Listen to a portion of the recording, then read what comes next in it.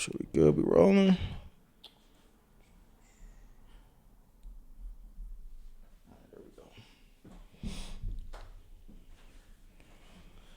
Hold on, let me get my shit together. I'm asking if y'all niggas is good. You good? You solid? Yeah, that fucking drink, nigga. It was the drink. He's like, I'm gonna drink it straight. He drinks it straight. I'm gonna drink it straight. Hit that nigga real quick in the chest, the drink got me a little hot as shit. Yeah. Nigga, look. Sheesh. He's a motherfucker right there. But anyway, all right. So I ain't even take. So this is the main camera. Okay.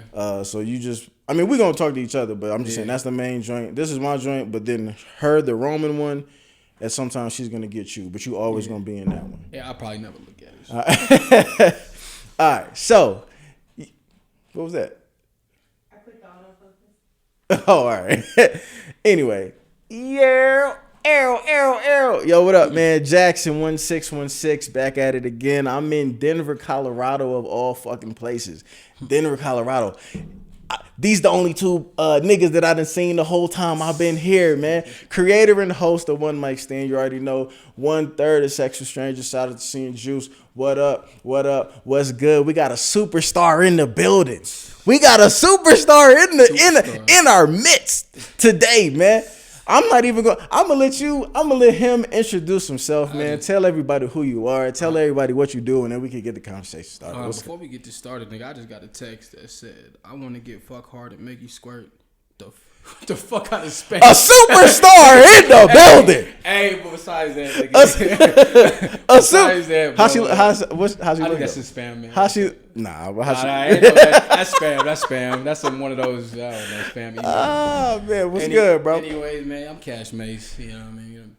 I am who I am. Nigga. What is that? What is? Come on, man. I'm just, I'm a man of many trades, man. Like a lot of people. They look at me for the music or whatever, but like some people came across me when I was, on the show Family Feud when I was a kid. Oh, you know what I mean? I didn't know. Yeah. When I was a kid, I was on the show Family Feud, and then some people know me from, when I played, college football. Okay. You know what I mean? So, but other than that, I'm Cashmase, a man of many trades, many faces, and got you. Dude, give us a shameless plug, man. Give us something that we could go where we can go hear you, see you, view you, listen to you, all that. Well, you can. Everything is, at Cashmase, Cashmase, and no, it's not, cash and then mace, 2 words. It's 1 word. It's kind of like cashmere, nigga. Gotcha. Look, Cashmase, nigga, Cashmase, 1 word. I hate when motherfuckers put a capital C, then they put a lowercase ash, and then they put a capital M. Nigga, I'm like, nigga, I didn't send you my contact like that. Oh my nigga, Lord. So. Say my name correctly, nigga. Cashmase, 1 word. Got you. But look, man, this is our first time meeting, man. We've literally probably only been in the same room for about 10, 12 minutes. Yep. This nigga gave me a big ass fucking shot. Yep. You know what I'm saying? The beads of sweat is trickling a little bit, but I fuck with your energy, bro. Obviously I fuck with your social media presence. You know what I'm saying? This is my first time meeting you in person. I met you through the homie Jazz. But it's weird though, because it's like sometimes when people link up, I kind of feel like I've known you without really knowing you. That's what I was thinking. I was like, you know what I'm saying? Like you came to the door, nigga, you was like, what's up? I'm like, yeah. Do I know this nigga? Like, you know what I mean? Yeah, and before we started officially recording, we just was kind of doing the sound check and, you know what I'm saying, just chopping it up a little bit. Yeah. And talking about how, I guess, tell them, I don't want to boast, but I'm about to boast a little bit. Tell them about, I guess, the episode that kind of caught you and why. Well, for me, I found you through Jazz. Like, you know what I mean? Jazz, you were on her page somehow, and I was just like, okay, I saw some kind of clip, and I was like, so I went over to your page, and I started, seeing your clips and your previews, of your podcast, and then, like, the one that hit me was when you was talking about, like, how you want to kill yourself, man. Like, I was... Yeah. I was sucked in, like, you know what I mean? I was invested, nigga, like, because I was looking at it, I was just like, man, this is a big man, you know what I mean, an ex-athlete, you know what I mean, being this vulnerable, and for me, I was just like, man, that takes a lot of courage. That takes a lot of heart. That's vulnerability, and that's hard. A lot of men don't want to be vulnerable, especially a black man. Like that's a a lot of us, what I'm saying, we want to play tough. You know what I mean? Because anything outside of that, you're called something different. You know what I mean? And so for me to see that coming out of you, you know what I mean? I'm just like, wow, like this brother, he's real.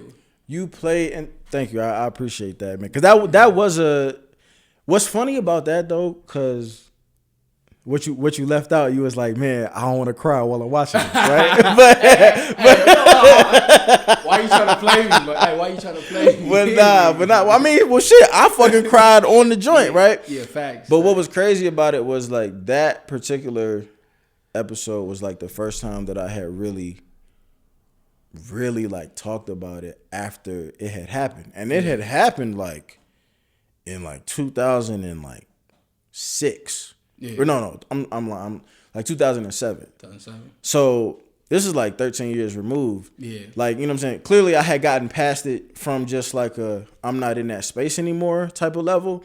But that was really the first time that even though I was really talking to nobody, that was the first time that I was like reliving that situation, but like out loud. But see, my thing was, I could see that you was there. Like, you took yourself back to that place, whatever. And I was like, yo, like, I was feeling, you gave me goosebumps. Like, I literally was sitting there and I was watching. I was like, yo, like, man, like this man, he can see it, he can feel it. Those emotions came back. I didn't, and you know what? Like, I didn't think that it was gonna. I thought I was gonna be cool. Yeah.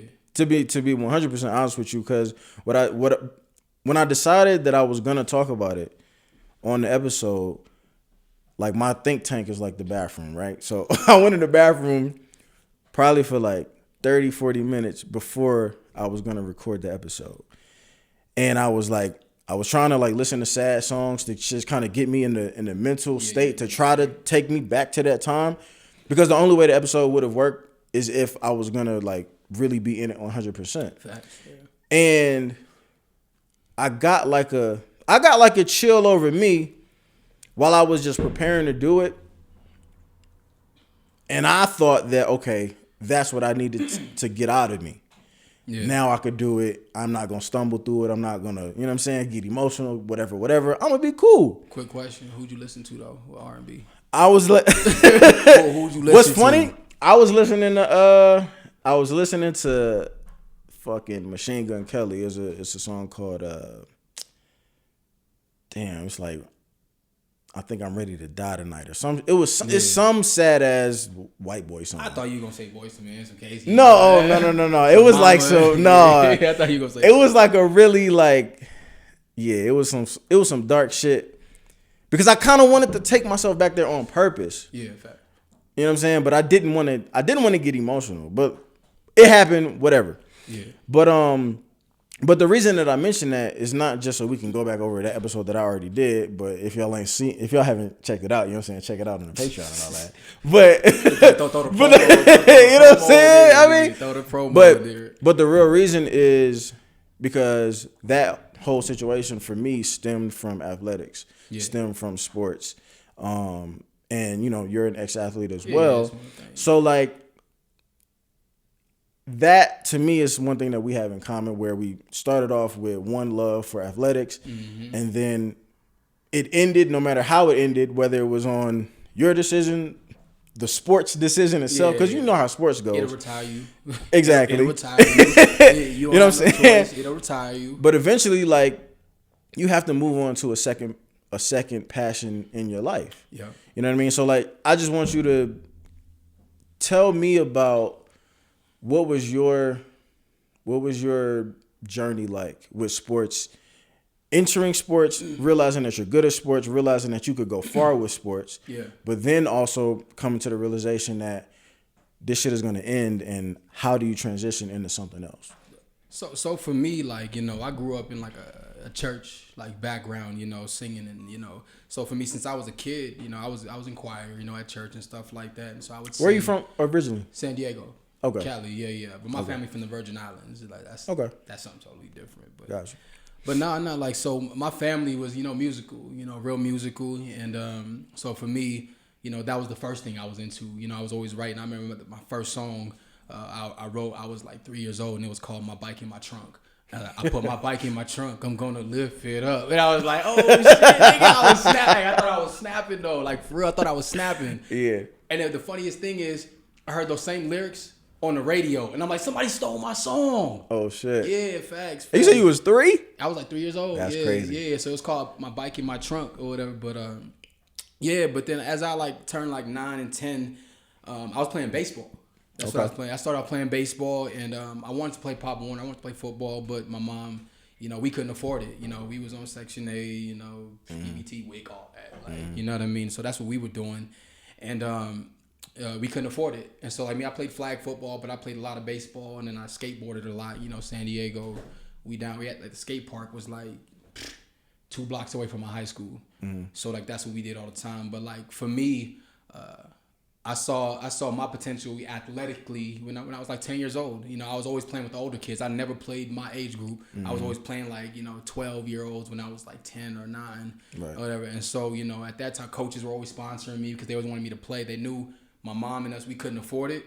But so coaches, shout out to John Goldsmith and those guys. They always paid for my uniforms, my gloves, my cleats, my just everything that I needed. Yeah. They always made sure that I had. You know what I mean? And so I was fortunate to even have that. Yeah. Those coaches in my life, you know what I mean? But as I got a little older, and got to high school, I was playing with the older guys still. I was a freshman. I came in during the summer, and I would, scrimmage with the varsity guys, and I was still busting. Like, I was playing football. I was breaking on them. I was busting. Like, it was like, hey, he bony and ripped. He ain't got no chest. He got a little bird cage.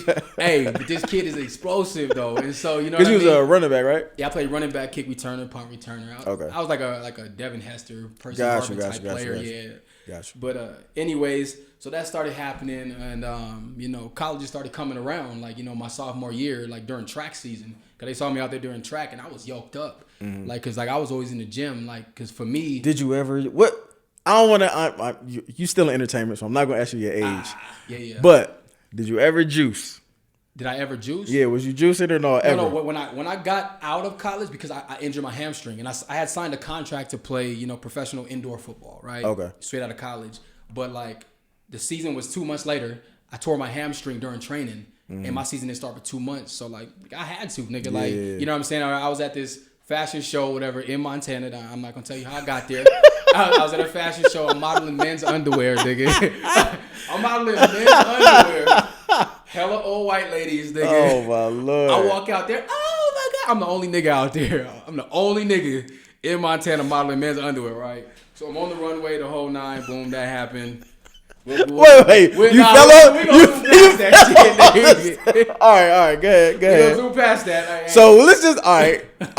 We're not gonna say you fell off the stage, but I'm gonna just say you was on the stage and then your hamstring was fucked up. No, my hamstring was fucked up from training, but I was modeling men's underwear. And I met this kid. Okay. And he was like, hey, bro, you're jacked, bro. Yeah. And I was like, yeah. He's like, do you play for anybody? And I was like, well, I played for the Bobcats, but I was like, I'm about to go play arena. He was like, oh, I see you got like a little limp, dude. Like, and I was like, yeah, my hamstring's messed up. He was like, no, I got something that could take care of you, bro. And I was like, shit. Yeah. And so, that's how I got into that. And so, like, for me, he was like, well, it'll heal you like 50 times faster than what you normally heal. You'll be ready for the season. And I was like, all right, bet. Shit, like, let's do it. Did that shit work? Well, yeah, hell yeah, nigga. Like, my hamstring healed in, like, I say 6 weeks. Damn. It was supposed to take, like, 6 months. I done pulled a couple of hammies. Yeah. You know what's crazy? And this is super off topic, but, like, I played minor league ball for, like, 4 or 5 seasons or something like that. Pirates, right? And, I played, like, indie ball. So it was probably, like, it's really, like, the equivalent of, like, arena football, but in baseball. Yeah, professionally, but in the minor leagues. Exactly. Yeah. And I play, obviously baseball. I play with a bunch of white boys or whatever. And like, I'm thinking, you know what I'm saying? Like my whole life, I'm thinking like, straight lace, no drugs, no drinking, work out, work hard. Same. And if you do everything right, you'll make it. Not you know what I'm saying? It's not that. Hey, right? It is not that. Everybody juicing, bro. Everybody cheating. Dog. everybody cheating. If I got up there and every single like white nigga on the Yep. team was On that like shit. taking pills, Yep. taking creams, I seen a couple niggas take, do coke. Yeah. And I'm like, yo, y'all niggas is out they your wilding. minds. Yeah, they wilding. Like, how do y'all even play after like drink all night, play the next and I'm just like, yo, this is crazy. And I never did juice. Yeah. But when I look back on it, like, if I could do it again and like really had an opportunity to try it, I might. Oh, you would have been Barry Bonds, your big ass nigga. But I would have been in the fucking show though. Like, you know what I'm saying? Like, you would have been a millionaire. and they talk so much shit about people who like, cheat or do like take supplements or enhancers or whatever. But it's like they all do. millions of dollars is on the line. Millions of dollars. Like I tell myself this. Look, when I took that to heal my hamstring, because that's all I took it for. I didn't take it to get an athletic edge and this and that. I didn't take it for none of that. I took it to just heal myself, right? But the shit it did, bro, I went from 197 pounds to 215 pounds in 6 weeks, yoked up, running a low like a 4.43 at 215. You know what I mean? I'm only 5'10". Yeah. So 5'10", 215, running a 4.41. Do the math. Crazy, man. If I would have did that at my pro day, guess what? And if I would have did that when I worked out for the Chargers, guess what? Right. I would have been signed. Easily. 5'10", 215, running a 4.41. And I had, you know what I'm saying, whatever, the numbers to match. Right. I would have been signed. Even as a small school guy, I would have been signed. But, So what happened in arena? It was fun. I played in Dallas. My first season I played in Dallas. And, I was leading the league, in all-purpose yards and all that good stuff. And then, like the fourth game in, I broke a bone in my knee. One of my linemen, like the play was over, they blew the whistle. One of my linemen got in a fight with a dude, a tussle. I'm just jogging, like I wasn't even looking. He pushed the guy, fell on my knee, whatever. I heard like a crack, broke a bone in my knee or whatever. And so I was done. Like, they were like, well, you could stay here in Dallas to rehab, or you could do it. And I was like, I'm not staying in Dallas. Because at the time I was like, I'm not trying to be over here. There were tornadoes going on. It was super flashy. It was a different lifestyle that I wasn't even used to. Yeah. It was something that I was just like, man, nah, this is not for me. This ain't a city for me. Like, I got to get up out of here. Yeah. And so I dipped out back to San Diego for like a month. Yeah. And then I moved to Washington. I moved out there to Washington, because I have a daughter out there. Okay. And so I went out there, to spend some time with her, you know what I mean, while I recover and, get ready for the following season. So got you.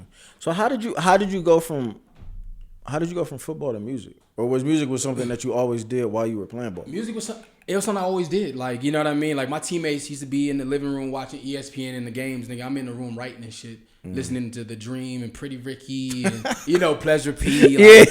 Like this is me. I'm in the. You was a shoulder rolling nigga, bro.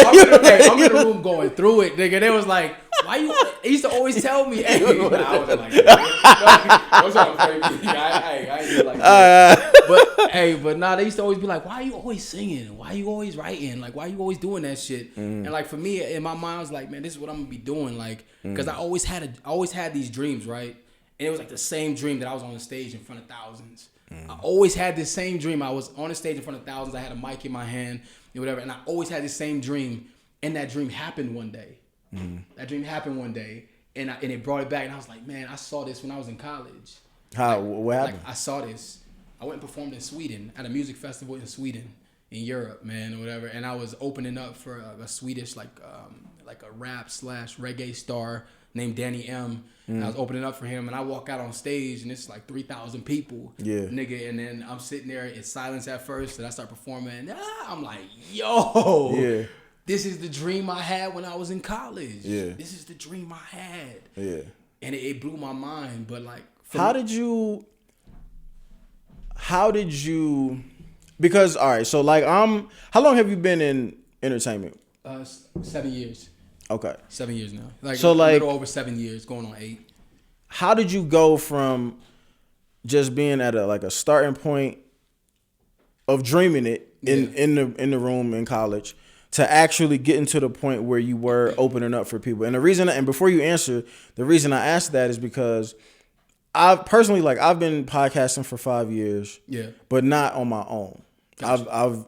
I podcasted with Sex with Strangers, a grown folks podcast. We started 5 years ago, but I've only been doing this show for almost 2 years, if I'm not mistaken. So So in my mind, I'm still like on the way up the mountain. Yeah. You know what I'm saying? And I have the utmost confidence in my material, in my content, in my production. But what I'm still trying to figure out and master is like how to get, just like in sports, just because you good don't mean you're going to make it. Nothing, yeah. You know what I'm saying? So like it's all like the in-between nuances and caveats of like knowing this person or being in the right place at the right time, having a little bit of luck. Like, so when I asked that question and say like, how did you get from just dreaming about it to actually stepping out on that stage and like making it become a reality for you? So like one day, you know, I was trying to, you know, I was working for an engineering company, you know what I mean, in Washington. And I was like, you know, I was like, you know, I'm done with football. Like, I'm done. Like, I'm done with football. Like, I'm going to live my music dream. Like, I'm going to live my music dream. And so I told myself that. And so I was like, all right, let me come up with a name. You know what I mean? I'm coming up with a name. And so for me, I always had this slogan called, you know, I would always say, everything I do is cash. You know, whether it's modeling, acting, whatever I was doing, I was going to make money and do something and be talented and do something, whatever, in a positive way. I was never going to sell dope. I was never going to do something to fuck somebody else over to make money. So I was like, everything I do is cash. You know, graduating from college, that's cash. That's money. That's just, you know, a slogan. Yeah. You know what I'm saying? So I was like, everything I do is cash. You know, everybody called me Mace because my last name is Mason. Okay. And so I put it together like Cash Mace. I like it. I like Cash Mace. Got a good ring to it. It got a nice little ring to it. You know what I'm saying? And it's funny because people used to laugh when I first came up with the name. People laughed at me, like people I knew laughed at me, and they was like, they're like, what's a Cash Mace? Like, you know what I mean? They literally used to say that shit to me, like, what's a Cash Mace? And they didn't take me seriously. You know what I mean? And you know, I get it. You know, they because I was the athlete, and they're like, okay, this athlete is trying to be a. You know, he's trying to be an artist now. Like, you know what I mean? Like, every athlete wants to be an artist. Artist wants to be, you know, athletes. Like, you know, that type of thing. But for me, I was like, you know what? I'm going to stop doing what everybody else want me to do, you know, which is play football. Because, like, for me, I fell out of love with it once I started playing professionally. And I started realizing it's not about talent no more. Yeah. It's about who knows who. Does your agent know this person? Because I played with a lot of guys that played it, you know, in the NFL. They played on Sundays. And I was like, yo, you wouldn't have started on my college team. How did you play on Sundays? Man, I don't even want to. You know what I mean? You know what I'm talking about. Yeah, dog. You know what I'm talking about. You know exactly what I'm talking about. Yeah. There's a lot of guys that I'm like, how did you play on an NFL roster for 4 years and you wouldn't have started on my college team? You don't even start for our arena team and you were on an NFL team for 4 years? Oh, yeah, nah. Like I just fell out of love. And I'm sorry to cut you off, but just that, to me, that's the trap about sports, though. Yeah. Because for me, at least, what those kind of situations and scenarios would do, it would, because ball players know ball players. Facts. So like, one ball player knows whether or not another nigga can play or whether he can't. Facts. Yeah. You know what I'm saying? So when you get to a point where you see where that person has been, but then you on the same field as him, and you like, yo, even if I'm not gonna say I'm better than him, I'm as good as him. Nigga, like, I'm telling you, nigga, I'm heads and shoulders better than you, nigga. And hey, I get what you're saying. That was right. me, nigga. Hey, I'm better than you. But the reason it's a trap though is because like you start to, it makes you mad, but it also makes you not ever want to quit. Yeah. Because it's like, if that nigga made it, I'm nicer than that nigga. Yeah. I'm just a lucky break away. Yeah. I just need somebody to see me, and I'm good. Like, you know what I'm saying? For me, I was always out there though at practice and stuff, thinking about music. Okay. That was me. I was always thinking about music, nigga. Like it was like I was. So out sports there. Was like So even like before a game, niggas would be listening to shit that pump you up, nigga. I'm listening to Pretty Ricky, nigga. I'm in there listening to I wasn't doing none of that. Hey, I'm in there listening to Tyrese. How you gonna act like that? Yeah, like, you know what I mean? I'm listening to The Dream. You know what I'm saying? Purple Kisses, nigga. Yeah. Like, this is what I'm listening to before a game, nigga. Because guess what? I'm cerebral anyways, nigga. You can flinch at me, nigga. Guess what? I won't budge. Like, that was me. Like when I was playing sports, because like you know ballet. It's graceful, right? Mm-hmm. That was me when I was playing football. I was graceful. I don't need to listen to hype up and be the hoorah. Gotcha. Like, you know what I'm saying? I'm graceful. Like, you know what I mean? That's why you see me. I got the tiger stripes.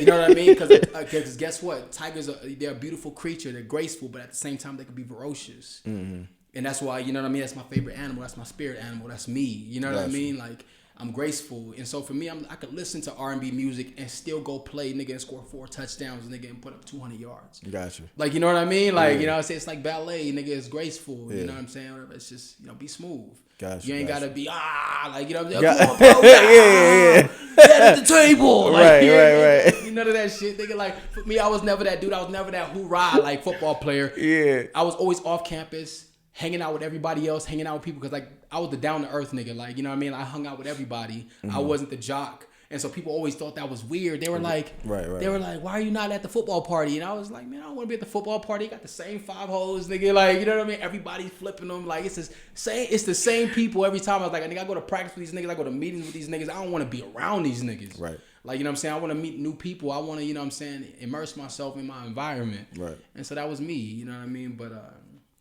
back on topic to how, I went from that. Just stepping on the stage. Just one day I just say, you know what? I'm going to stop doing what everybody else wants me to do. And I'm going to do me. Like, I'm going to do what makes me happy. I'm going to do what, what my soul wants. And my soul wants music bad. It wants music bad. Mm-hmm. And so, like, once I gave up football, I lost all the support in the world. Like, you know what I mean? Like, by who? Like, I'm talking about, like, on Facebook and shit. I used to, when I was posting my motivational quotes for football, like, grind every day. Nigga, I was getting fucking 3,000 likes, nigga, 400 comments. You know what I mean? Like, I'm getting shit like that, nigga. And then I went from that to, nigga, guess what? Nigga, I post about my music, nigga, 1 like, nigga, and it's my mom, nigga. Like, you know what I mean, nigga? It's my mom, nigga. Or some chick I was messing with, she'll like it, nigga. And that's about it. Right. Other than that, nigga, like, I lost all my support. Nobody wanted to see me as an artist. Everybody wanted to see me, as the football player. You know, I had a buff neck. I have, you know what I'm saying? I'm swelled up, nigga. Like, I'm built how I'm built. And so people are like, oh, he's a football player. He can't be nothing else. Like, they want to put me in this box. And I was like, I'm not in that box. I'm an artist now. And this is what I am. This is who I'm going to be. And so, like, for me, I started all over. Like, I deleted all my pages of everybody that knew me. And I was like, I'm going to start from zero. So everybody that I interact with that knows me, they know me for music only. Music, okay. And so that's how I started over. And I had, like, nigga, 3 pages. I deleted a page, started a new one. Deleted a page, started a new one. You know what's funny? This is crazy. It's funny that you say that. I never went as far as deleting my pages, like, well, not even pages. On Instagram, I just had 1 page, but I started off as, like, the goofy, funny skit nigga, or whatever. And at some point, I forget what point it was, but it was like I was trying to, I guess, like, rebrand myself. Yeah, you know what I'm saying? Because what fucked me up was I tried to mix in a couple of, like, kind of the stuff that I kind of talk about now. I mix in jokes, I mix in serious, I mix in sex shit, but it's a mixture. Yeah. But I used to just do straight comedy shit. But one day I just, I had some intellectual thoughts and I wanted to do something that was on the more serious side. And nobody fucked with it. Yeah. And, like, it was like, the energy that I felt was like people were watching, but, like, waiting for the punchline. And, like, on my end, like, it ain't no punchline, nigga. Like, I'm trying to talk some real shit to y'all niggas for a second. You're not trying to be a comedian. Yeah.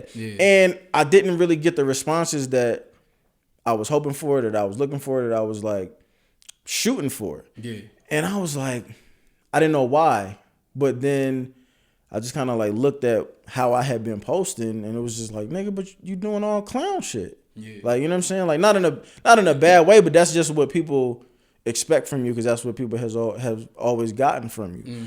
So my dumb ass, I was like, yo, for the next 30 days, nigga, I ain't cracking no jokes, nigga. Like, oh, you just cut it off. I was like, I ain't saying nothing funny for the next month, nigga. And I'm gonna come back, and I'm gonna, you know what I'm saying? I call that identity crisis. And that's an identity. Hey, that's an identity crisis. Nigga, no, I've been there. Yo, I've been there. It's an identity crisis. You're like, what should I be? Because if I'm cracking too much jokes or whatever, then they're gonna try to expect this from me. This is what they're gonna expect all the time. Right. So let me not do that. Let me be serious. Right. Let me be serious and give them something straight, so they could take me as this, and I could rebrand myself as this. And it's just like you get in this crossroads, and you're like, you don't know which direction to go. Yeah, but to me though, it was like, I guess in my thinking, I wanted to.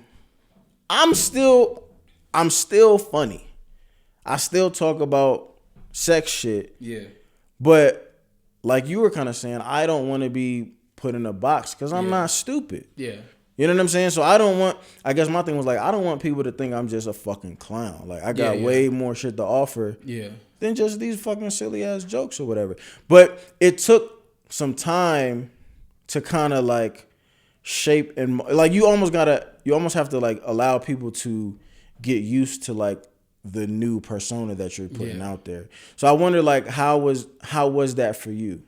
Like how long did it, you said you started over on your pages and you tried to pretty much like recreate, like how long did that take for you? Because it seemed like you fucking get the ball rolling pretty fucking quick, my nigga. It wasn't quick though. Like it was like one of those gradual things because I always like kept I kept overthinking it. I kept thinking like, okay, you know, I'll post some music stuff, whatever, and then so I can get some quick likes real quick. Let me go ahead and post some motivational shit. Like, you know what I mean? Like trying to be that motivating guy again, you know, like how I was with football. And it's just like, people were like, you know, they wasn't really trying to hear that. Like they were like, okay, nigga, are you a music guy? Are you a motivational guy? Like what are you now? Like, you know what I mean? Like I'm on your page because, you know, you are a music guy now. Like these are to the new people. Right. Like you're a music guy and now you're trying to post like you're some motivational speaker. Like nigga, and they're like, I'm not trying to hear that from no artist. Like, like you know what I mean? Like it kind of was like that. But like for me, it was something that, you know, it was hard to see that, you know, I didn't have the support from the people that, you know, I wanted it from, like family and friends. Cause like me, I went back and I added some of those people that, you know, I thought, you know, would support me with it. And, you know what I'm saying? With my new endeavor, my new, you know, thing with music. And when I look back at it, I'm just like, I was kind of sorry in the beginning. like the talent was there, but like, you know what I mean? Like the melodies and like, it just wasn't all put together like it is now. You know what I mean? But like so, you know, I started over and, you know, over time, you know, like say Instagram came along or whatever, and my Instagram, I changed my name because like I had my government name. Okay. You know, when I first started Instagram, I had my government name. Right. And I'm just like, and I would post workouts because that's all I knew. Right. You know what I'm saying? I'm a football player. You know what I'm saying? Like, you know, I was a football player, so all I would post is like workout videos, my government name, and and then like I would put hashtag, you know, Cashmase. Like I was hashtag my name, whatever. I wasn't doing it right. Gotcha. Like, you know what I mean? I was posting workouts, I was all swole and shit, and I'm just like, nigga, this is not no artist page. Like this is some swole ass nigga. Like I used to have like a mohawk and shit. Like, you know what I mean? Like, oh, this nigga look like he a first round draft pick. Like this nigga's not no singer. This buff ass nigga is not no singer. Yeah. You know what I mean? And then, you know, over time, like, you know, I just started, you know, I deleted all that shit and I was like, and I started looking at other pages too, and I'm just like, okay, all right, let me not try to show the muscles too much. Because that's what just people gonna see me as, like just a meathead that's trying to sing or whatever, and it looked weird. But I don't know, like it wasn't a smooth transition at all. Like I'll tell you that, like it wasn't smooth at all. Like like it took a lot out of me. Like do you feel like you did most of the work on your own? Did you have people eventually that you could lean on? Yeah. Everything. Yeah. I would watch webinars. I learned the game, and I got fucked over in the game too early on. Like, you know what I mean? But like I learned the game, like, you know, the promotional side, you know, like registering, you know, with ASCAP, whatever, getting, or BMI, whoever you want to go with, like a performance rights organization. I just started learning things. Like, you know what I mean? I was like, you know what? If I'm being in this game, and I plan on being it for a long time, because like, you know, in the sports world, we grind, right? We don't quit. We don't give up. Never. And we don't give up. Hey, even if you don't get picked up or whatever, guess what? You grinding in the off season because you trying to get picked up, right? Yeah. And so I took the same mentality, you know, into music. I was like, you know what? A lot of people aren't listening to me around, but I'm gonna win one fan at a time. That was my thing. I'm gonna win one. Yo, this nigga is me, my nigga. Like, hey, everybody counts. Everybody counts. I'm gonna win one fan at a time, and it's gonna add up in the long run. Yeah. And the thing is, whatever. And when I say fans, I mean people that like listening to my stuff. Of course. Because I don't really see people as like fans, like how motherfuckers be acting like get out my face, and like I see them as supporters because. No one's really on my dick like that or whatever. Because a lot of the time, the people that are on my dick like that is because they want to fuck or something. Like, you know what I mean? Whatever. But it's never no one on my dick because your music is so hard. Like, on my dick so hard. Like, oh my God, like Justin Bieber. Like, it's not even like that. Right. Or whatever. And I'll never pretend it's like that. Right. You know what I mean? Or at least not yet. Right. Well, wait. Pause, but let's stay there, right? Pause. So man, don't stop when I hit the last one. The last one can't be dick, nigga. Hold on, nigga. Cheerios, nigga. But nah, Cheerios. Is the last word, all right, Cheerios. All right, next. Go ahead. Cheerios. But like, what are the differences in, like, I guess your discernment in like people wanting to be around you or wanting to be a part of whatever it is that you're trying to do? Yeah. Are there any big differences between like sports and music, or is it pretty much the same? Like, how do the leeches or the groupies, or like, how do they look from afar in sports versus in entertainment? Or is it all the same? Sports. In sports, you know, they look at you more of like a meathead until they talk to you, because all they see is, you know, a helmet. They never, you know what I mean? They never really see your face. They see you walking with your pants, or they like your ass or whatever. Like that's what the girls would say. Oh yeah, I like your butt and your pants, and they're like, you know, they like your build and shit like that. But they don't really know you at all. Like, you know, it's not like you're speaking to them. You can have an interview, and they can hear it, whatever. But like, to them, you're just a meathead with some muscles, and they just want them muscles to be on top of them. Like, you know what I mean? Like that's right. That's the football world. Okay. But like in the music world, it's like, okay, listen to my music, and they're like, oh, he's intellectual, because the way I write with content. I don't write just rhymes and things like that, whatever. Like, you know, to make it sound like a hit. No. I have content in the music. I'm telling stories. I'm telling stories, whatever, and my vocabulary is extensive. And so, like me, I'll be flexing my vocabulary in it or whatever, using double entendres and doing clever things or whatever, to where it's like, damn, he's a smart brother. Like, yeah, they do smart. And so to them, they're like, damn, he has a smooth tongue. Like, damn, like, nigga, like the way I talk and the way my melodies are and the way my voice is just like be smooth sometimes. They just like, damn, like I like the way you talk. Like, and they think I'm talking to them. You know what I mean? When they hear the music, they're like, damn, he's talking to me. He's talking, you talking their panties off. You know what I mean? So it's different because, you know, when you're an athlete, it's like, you know, bang, bang. They don't fall in love with you like that, whatever. It's just like, man, you smash, boom, boom, boom. They're like this fucking gorilla caveman or whatever, athlete, meathead or whatever. Okay, he banged me out, whatever, cool, done. And they don't treat you the same. But as an artist, whatever, like, they fall in love, nigga, like, because they listen to your music and they listen to it over and over on repeat, nigga, and they're like, fuck, this nigga's talking to me. Got you. Even though he's not talking to me. Is the type of girl different? Like, is it, you know what I'm saying? Kind of, you know what I mean? Like, football groupies, they're more of, nigga, like, I say, you know what? All these bitches the same, nigga. All these hoes are the same, nigga. Nah. No, like, so it's not with football, whatever. With football, it was less talking. Okay. It was less talking. Like, it was less talking. Okay. Like, they'll come to the hotel, nigga, bow, nigga, right now, nigga. Like, right now, there was no, oh, let's hang out, let's drink, let's have a conversation. There was none of that, nigga. It was like, they gonna come through, whatever, because they know, you know, I'm at practice and I'm, you know.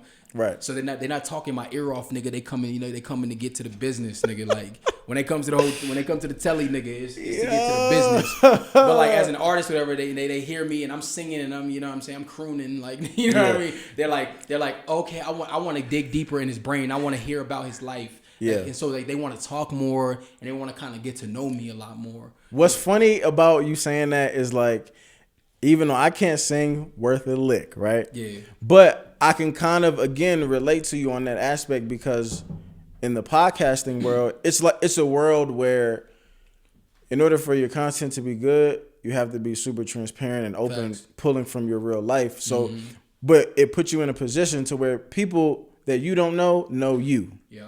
Like, you know what I'm saying? Like, and I would imagine that it's pretty much the same or similar, because anytime that you put a pen to a pad in a creative space, or bringing an idea that's gonna come out of your mouth into a microphone, whether you're singing or just talking, like, the easiest content is the content from your fucking real life. Mm-hmm. You know what I'm saying? And I feel like if you're really immersed in what you putting out there, like, why not grab from your real life experiences? Yeah. So then the people who hear you, they're gonna know everything about you, even though you don't know who the fuck they are. Exactly. You know what I mean? And I can understand and I can relate to that, because that's kind of what, I don't even want to call them groupies, but that's kind of what podcast listeners are like too. Yeah. Because if they really do fuck with your content, like, people have a way of like really like gripping on to every single word that you say. Yeah. Even like after we do a fucking episode, it's for me. It's like on like that was a dope joint, but it's like, all right, what am I gonna do next? Kind of like in music, it's like once you finish the song, it's like, all right, what's the next one? I gotta make another one. Like, you know what I'm saying? It's the next one. Yeah, so it's like you don't like you remember bits and pieces of like for me, I remember bits and pieces of conversations depending on the conversation, but like I don't necessarily gonna remember something that spark something in that person. Yeah. Because it might not have been the point that I was trying to drive home, but for whatever reason it triggered something in them. Yeah. So they like, you know, in your DM like, yo, remember when you said this, and I'm like, nah. Like I don't remember shit. yeah. You know what I'm saying? So I can understand how like the artistic part of it can draw people in on a more like wanting to get to know who you really more are. personal level. Yeah, Of course, exactly. Of course. Is that how do you handle that though? Like, are you still in if this is going to incriminate you at all, feel free to ignore or don't answer. But like, how do you maneuver within that space? You know, now or how did you used to? How do you plan to? Like, as far as like, are you taking all groupies on? Or are you kind of like, how do you pick the right ones? Or are you just not fucking with none of them? Like, you know what I'm saying? Like, how do you maneuver through that? I try not to mess with people that support my music. Because, like, you know, for me... Wait, say that one more time? I try not to mess with anybody that is, like, a supporter or, like, a fan of my music. Like, you know what I mean? Like, I try not to fuck with them, whatever, because guess what? You fuck somebody and then they... You know what I mean? It's just like, oh, that's just so-and-so. And so now they're just not the fan no more. It's like, oh, I already dipped in that. And so to them, they feel like they know you already and it's just like a regular thing. Gotcha. And now it's like, okay... I'm not gonna be a fan no more. Now you lost out on the fan. Gotcha. Because now you want to fuck everything. Like, you know what I mean? Like, Gotcha. Been there, done that. Like, you know what I mean? Been there, done that shit. And I was like, fuck, I just lost a fan. This person was buying beanies. This person was buying this, buying that, buying merch, right? And now that they're gone because, you know, I fucked them. Because like, right. Because I fucked them. Like, you know what I mean? Like, it's now you lost out on a fan. Right. And, you know, and all those fans you fought hard to get or whatever, because it's hard. Fans are scarce too. People, it's scarce, very scarce. Tell it, and I'm jumping around, but you triggering me a little bit. Yeah. So like, how hard is it? Who is your fan base? First of all, like, what do you think your demographic? My demographic is, you know, because I'm all over the place. Like for me, you know, like my page. You know, I have music shit, people over there for the music, and then I got like a bunch of like comedy shit or whatever that I like to post, whatever. That's just shit that I'm into, like shit that I like to see, whatever that's funny, I'll post it, like, you know what I mean. And so for me, like, there's people that are just like, they like the funny cash, like, and then there's people that like the, you know, the smooth like R&B cash. Like when they see my videos, like that's the image they see me in, like, because like some girls have been like, you're too sexy to be acting that goofy, and I'm just like, what? Like unfollow. Like what? You don't want me to have a personality? You want me to just be this mean ass nigga that always, you know what I mean? Like you want me to be this mean ass nigga, like, because they'll see me in a music video like a Pressure or like an Apparently, and they'll see me in a video and they'll be like, damn, this nigga's smooth, whatever. He's singing nice. He's talking that shit to me that I like to hear. But then they see some goofy shit. They see me in a diaper running around, nigga, and they're like, nigga, fuck this nigga. Like, oh, this nigga whack. Like, you know what I mean? Like, because for me, I'm me, nigga. I'm me. You laughing over there? Nigga, I'm me. Like, you know what I mean? Like, I'm me. I'm goofy. I could be goofy at times. I'm serious at times, whatever. But I'm unapologetically me, nigga. Right. Like, that's just who I am. Like, you know what I mean? I'll get my spurts of like just goofiness, nigga, where I'm just hyper, nigga. How hard is it to get people to reach in their pocket, pull out their wallet, and decide that they want to give their money to you based off of your material? Very hard. Very hard. That's why we in the stream there. But like, just kind of like tell, because I don't know if you could tell how triggered I was just by asking you that question, but like that's some of the shit that I, you know. But as a creator though, I know you with a Patreon. You know what I'm saying? But no, but like it's tough. It's tough, hey. You know what I'm saying? Like people, hey, even if they don't give a fuck if it's 10 cents, niggas don't want to spend that shit. Like they don't want to spend that shit. That's why, you know what I'm saying? Like for me, it's like, you know, like for me, it's never even been about the money. Like for me, I was like, I love music so much, like I would do it for free. To be honest with you, but like for me, I love the music so much that I didn't even think about the money, and the money just started coming. And that's what I always tell artists, whatever, like that are like other up and coming artists like myself, like, you know what I mean, like that are like in a place where they look at me like, oh shit, that's Cashmase. But like I'll tell them, I'll be like, hey, don't even think about the money. The money will come. Just love what you do. Love what you do. You know, put your everything into what you do, whatever, and the money will come. The money will take care of itself. It will come. You gotta know that sounds so cliche. It sounds cliche, but guess what? It's so true.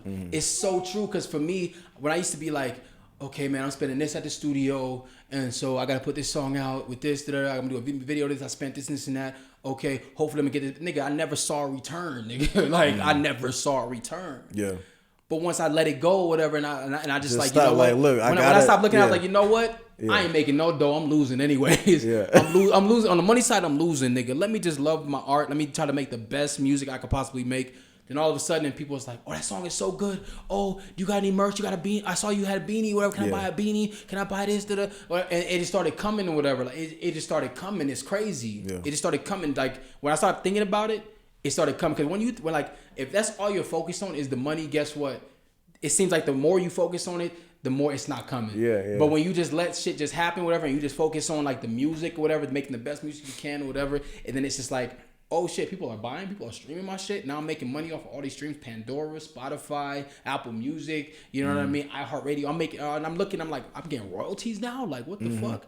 Like, you know what I'm saying? When I was focused on this shit or whatever, when I was so focused on it, like trying to every single cent, nigga, I wasn't getting nothing. Yeah. But now I'm not focused on it. All of a sudden, this money coming in. Cool. Let me not focus on it no more then. Yeah. Or whatever. So some more can come in. You know what I mean? Yeah. And like that's what I was doing. Yeah. That's what I was doing. But it's hard to get somebody to reach into their pocket and be like, here, niggas. I remember the point when I used to sell tickets.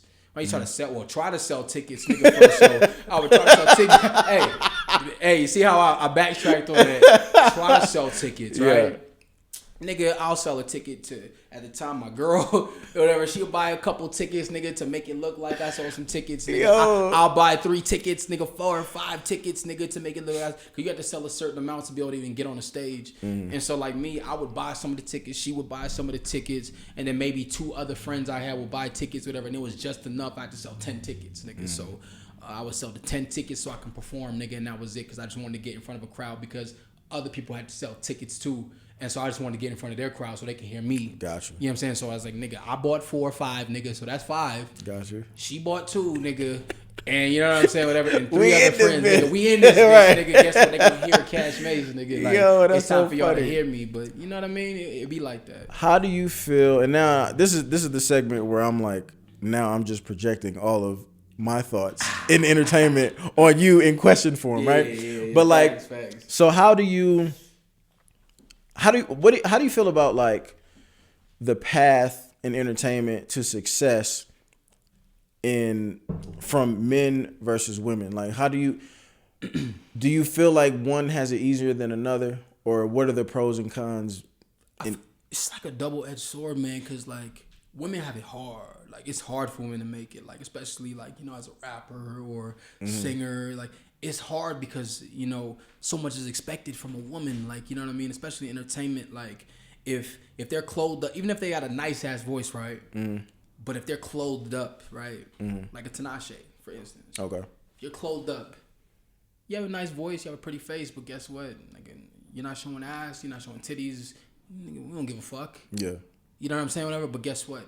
If you Megan Thee Stallion, nigga, and you got your booty shorts on, nigga, you jiggling, nigga, and you talking that shit like I ride the dick, I fuck the dick, nigga, I suck the dick, nigga. Like, oh shit, I want that bitch. Like, you know what I'm saying? Like that's how we are, or whatever. It's hella misogynistic. But wait, all right. So let's argue real quick, right? Okay. But like, I honestly don't even disagree with what you just said. Yeah. But the crazy thing about it is, like, I think it's the women are championing the Meg, the Meg image, And the Cardi B's, and as opposed to the Tinashe with the pretty face and a nice voice, but not really. You know what I'm saying? Yeah. Like, and to me, that makes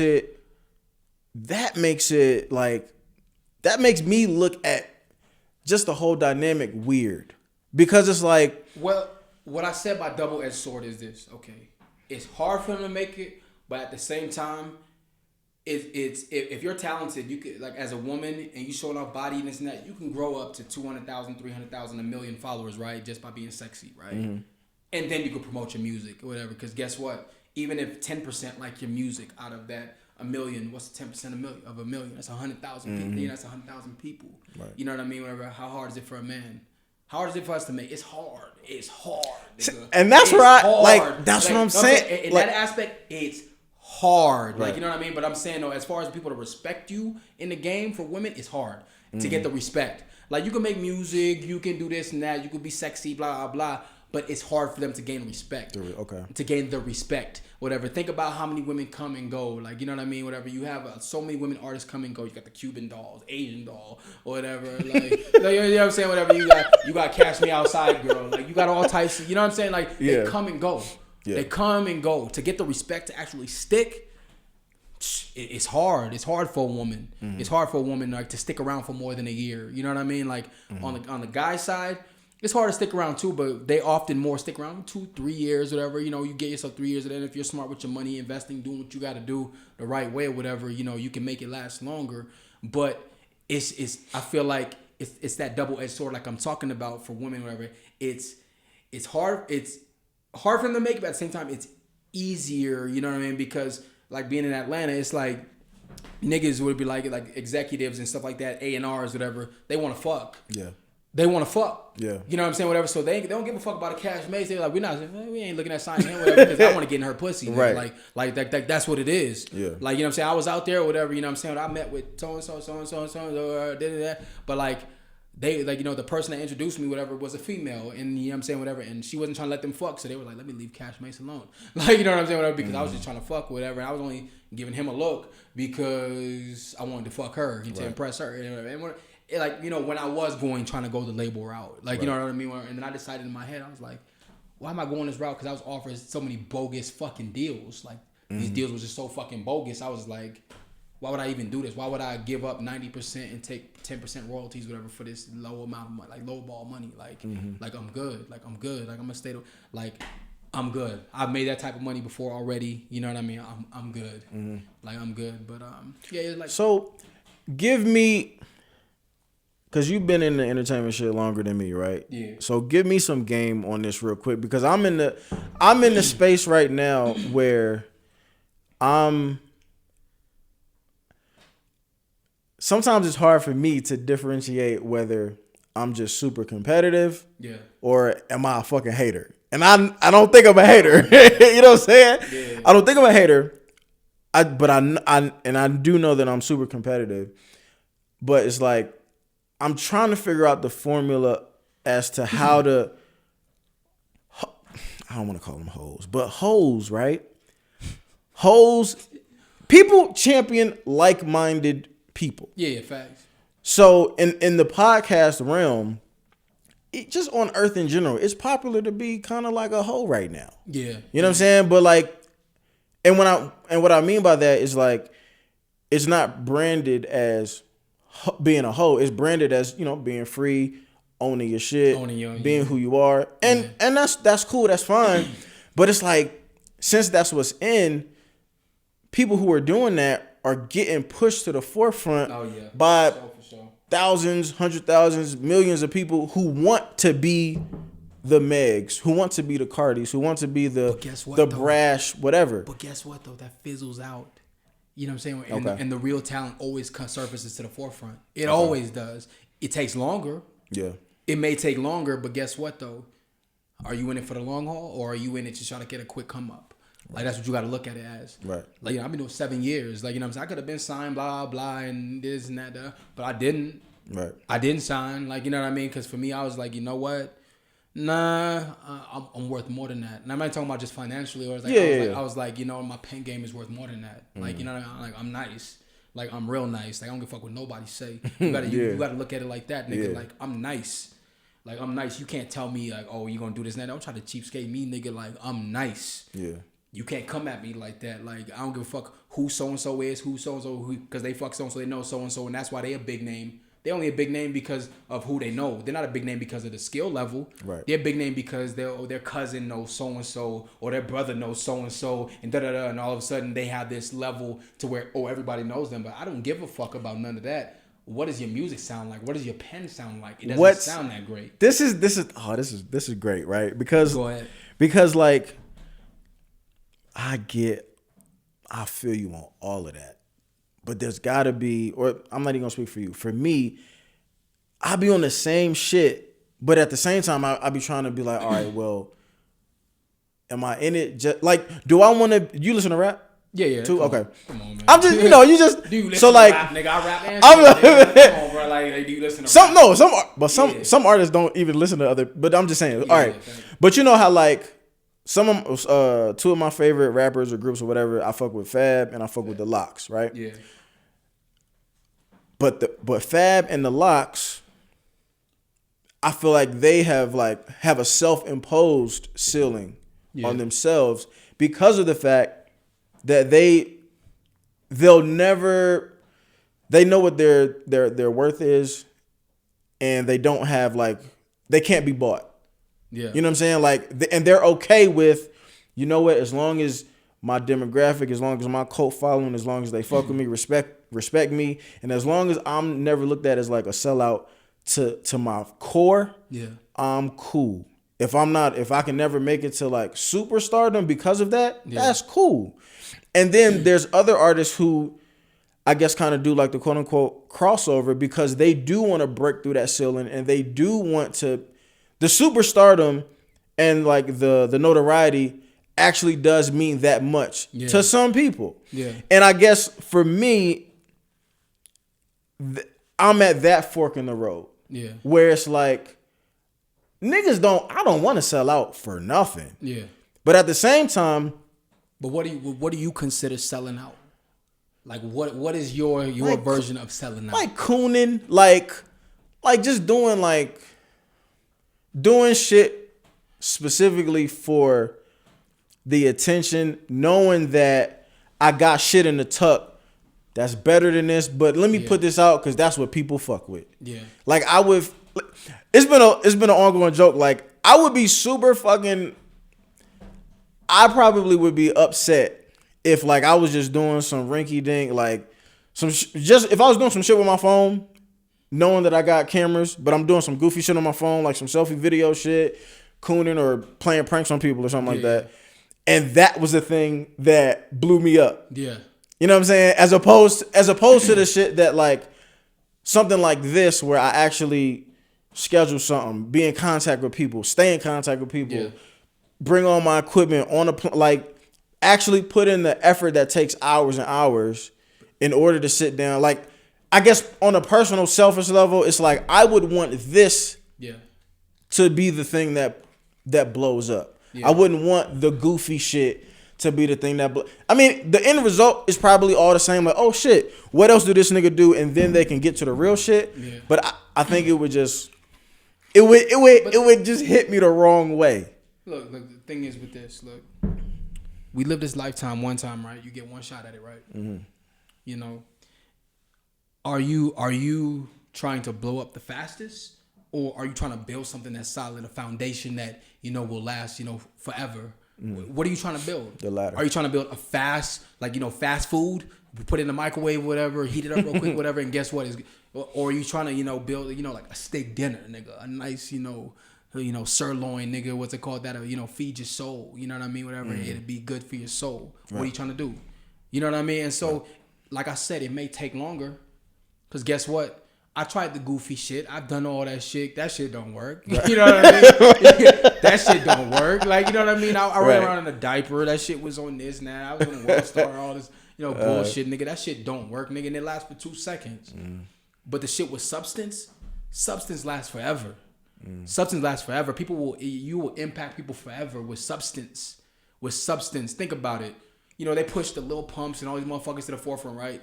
Lil Pimp. Yeah, Lil Pump. But guess what? Big star. Do they talk about J. Cole and that a lot in the media? No, but guess what? When J. Cole sells an album, J. Cole gonna sell 500,000. Yeah, that's 400,000. Yeah. Why? Because he has substance. Yeah. It's substance. Think about it. He may not be the popular thing, the thing that everyone's not talking about him. But guess what? He has substance, and guess what? That's gonna last longer than the bullshit or whatever with the fucking Skittle head nigga, like with the colored dreads and shit, like all that bullshit going on. That's not gonna last. That shit's here. It's here today, gone tomorrow, nigga. Think about how many Lils and Youngs we done went through, nigga. Mm-hmm. Everything, nigga. Lil Poopy, nigga. Like, you know what I mean? Think about how many we went through. That's not gonna last forever. The Kendricks, they're gonna last forever. The J. Coles, they're gonna last forever. You know what I'm saying? The Rhapsodies, they're gonna last forever. She may not be popular. Yeah.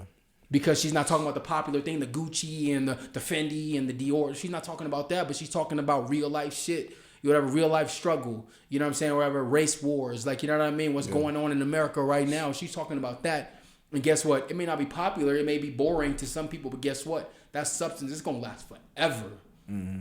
And can't nobody take away forever. Like, you know what I mean? Because, like, guess when we talk about history, right? 50 years from now, when we talking about shit, we ain't gonna talk about Lil Pump and Lil Poopy, Young Pinch, nigga. Like, we're not talking about that shit. Yeah, you're right. Ain't nobody talking about that shit. They ain't gonna talk about that. They ain't gonna talk about none of that goofy shit. What they gonna talk about? Motherfuckers that made an impact, content. You know what I'm saying? And that's what, Rhapsody and, you know what I'm saying, whatever, LL Cool J and all the people that, that we still talk about till this day. Right. They had content in their music. It took a while. You know what I mean? It took a while. No one blows, blowing up overnight. You could blow up overnight off of bullshit, but guess what? It's a fast way down. They're here today, gone tomorrow. Think about how many one-hit wonders are there? Mm. They made some little viral shit and they went viral. Watch me whip, watch me nay. Like, you know what I mean? Say that. Guess what? Where's that at? Tell me. No, for real though. Tell me where is that at now? You feel me? Yeah. Tell me where's that at, whatever. But you got Joyner Lucas or whatever. Like, I'm not racist. Think about that. Joyner Lucas, I'm not racist. Mm. That's gonna live a long time. Think about, you know what I'm saying? Donald Glover, Childish Gambino. Think about that. This is America. Mm-hmm. That shit gonna be talked about for forever. Yeah. For forever. Yeah. We're gonna come back to that 20 years from now. We're gonna come back to that 30 years from now. This is America. Yeah. I'm not racist. All these things that are, you know what I'm saying, whatever, because they're talking about the time that they have content in their music. And that's what matters, content. Even though it's not the popular thing, they're not pushing it to the forefront. It's not, on the radio 24/7 or whatever. You want to hear, you hear Gucci gang, nigga, like on the radio. You hear some bullshit, right? Because they want to dumb down everything. You know what I mean? Yeah.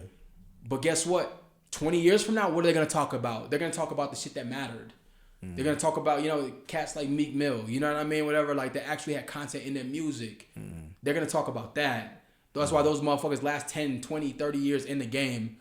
Because they have content in their music. They're not just, Gucci gang, Poopy gang. Like, they're not doing that dumb shit. Right. Like, you know what I mean? Whatever. And, like, Russ, for instance. Right. Like, Russ going to be around. Yeah. Because guess what? He can make club joints in there, but Russ has content in his music. And a lot of people may say things about him, this and that, but this nigga is spitting knowledge. He's leaving knowledge behind. Yeah, he's leaving a trail of knowledge. He's writing books. Whatever, he's giving game to independent artists, whatever, on how he did it, dropping a song a week or whatever for, how he did it for like 4 years, whatever, until he blew up and blah. Like, he's dropping knowledge. Mm. And that lasts forever.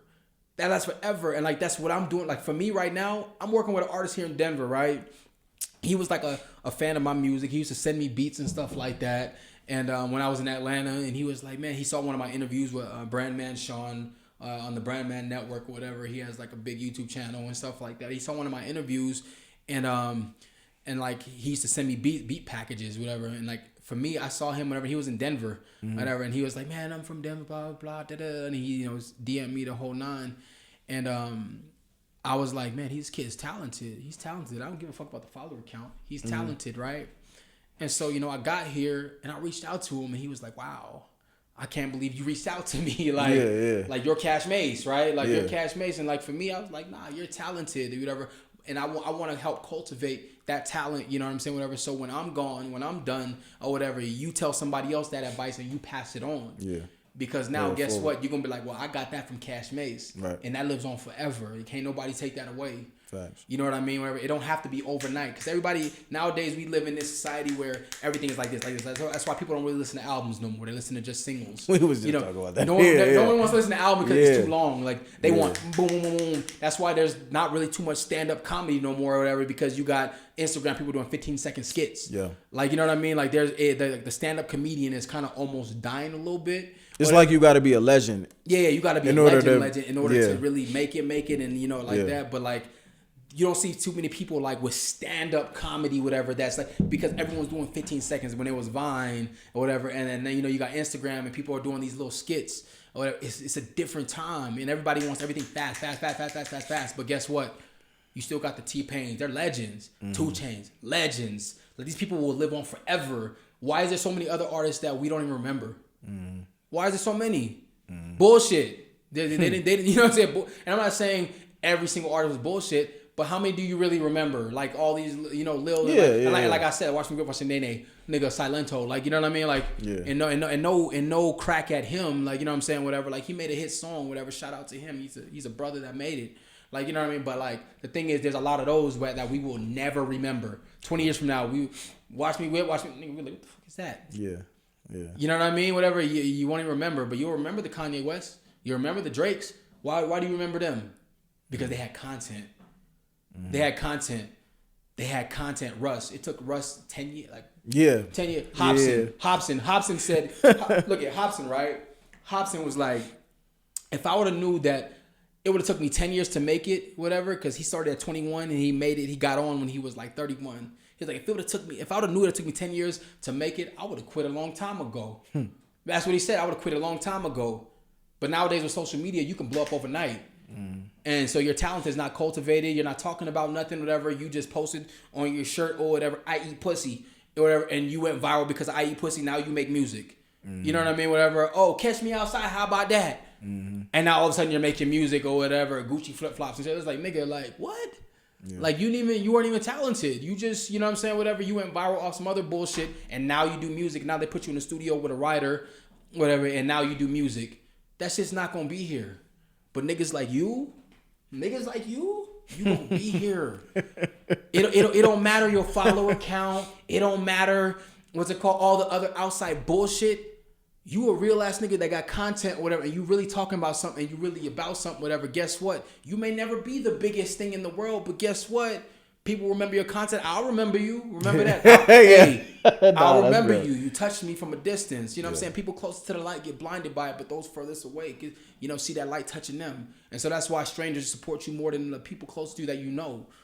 They support you more than your friends and sometimes even family, whatever. Strangers. I have strangers reposting my shit, doing dances to my shit or whatever. I don't even got family really reposting my shit like that. Like, you know what I mean? I ain't really got people that call friends reposting me like that. How does that... are you cool with, like, how does that make you feel?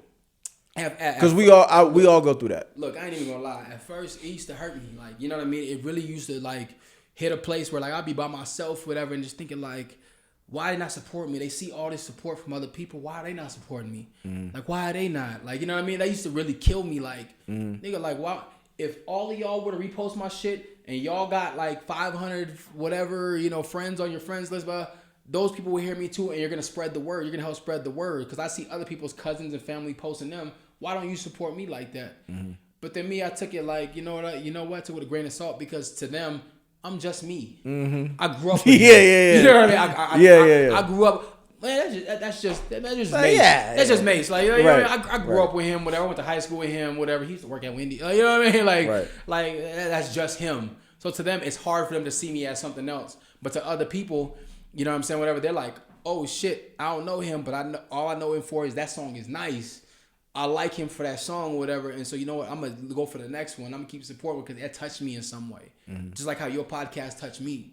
Like, you know what I mean? Like that podcast you did, it touched me, whatever. When you were talking about how, you looked yourself in the mirror and you were like, man, like, like I want to die. Like, I want to, and for me, I was like, yo, I felt like that. Like, I felt like that.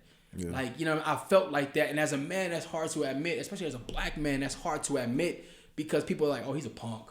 Like, instantly, he a punk, whatever. Like, you can't really flex up on nobody after you say some shit like that. You can't really be like, oh, you play tough guy after you say some shit like that because you want to kill yourself. Fuck you, nigga. You want to kill you. You'll kill yourself, ass nigga. Like, you know what I mean? Like, they want to clown you for that. Yeah. But, like, when you did that, I was like, yo, like, that's real because guess what? I know a lot of other niggas feel like that, too.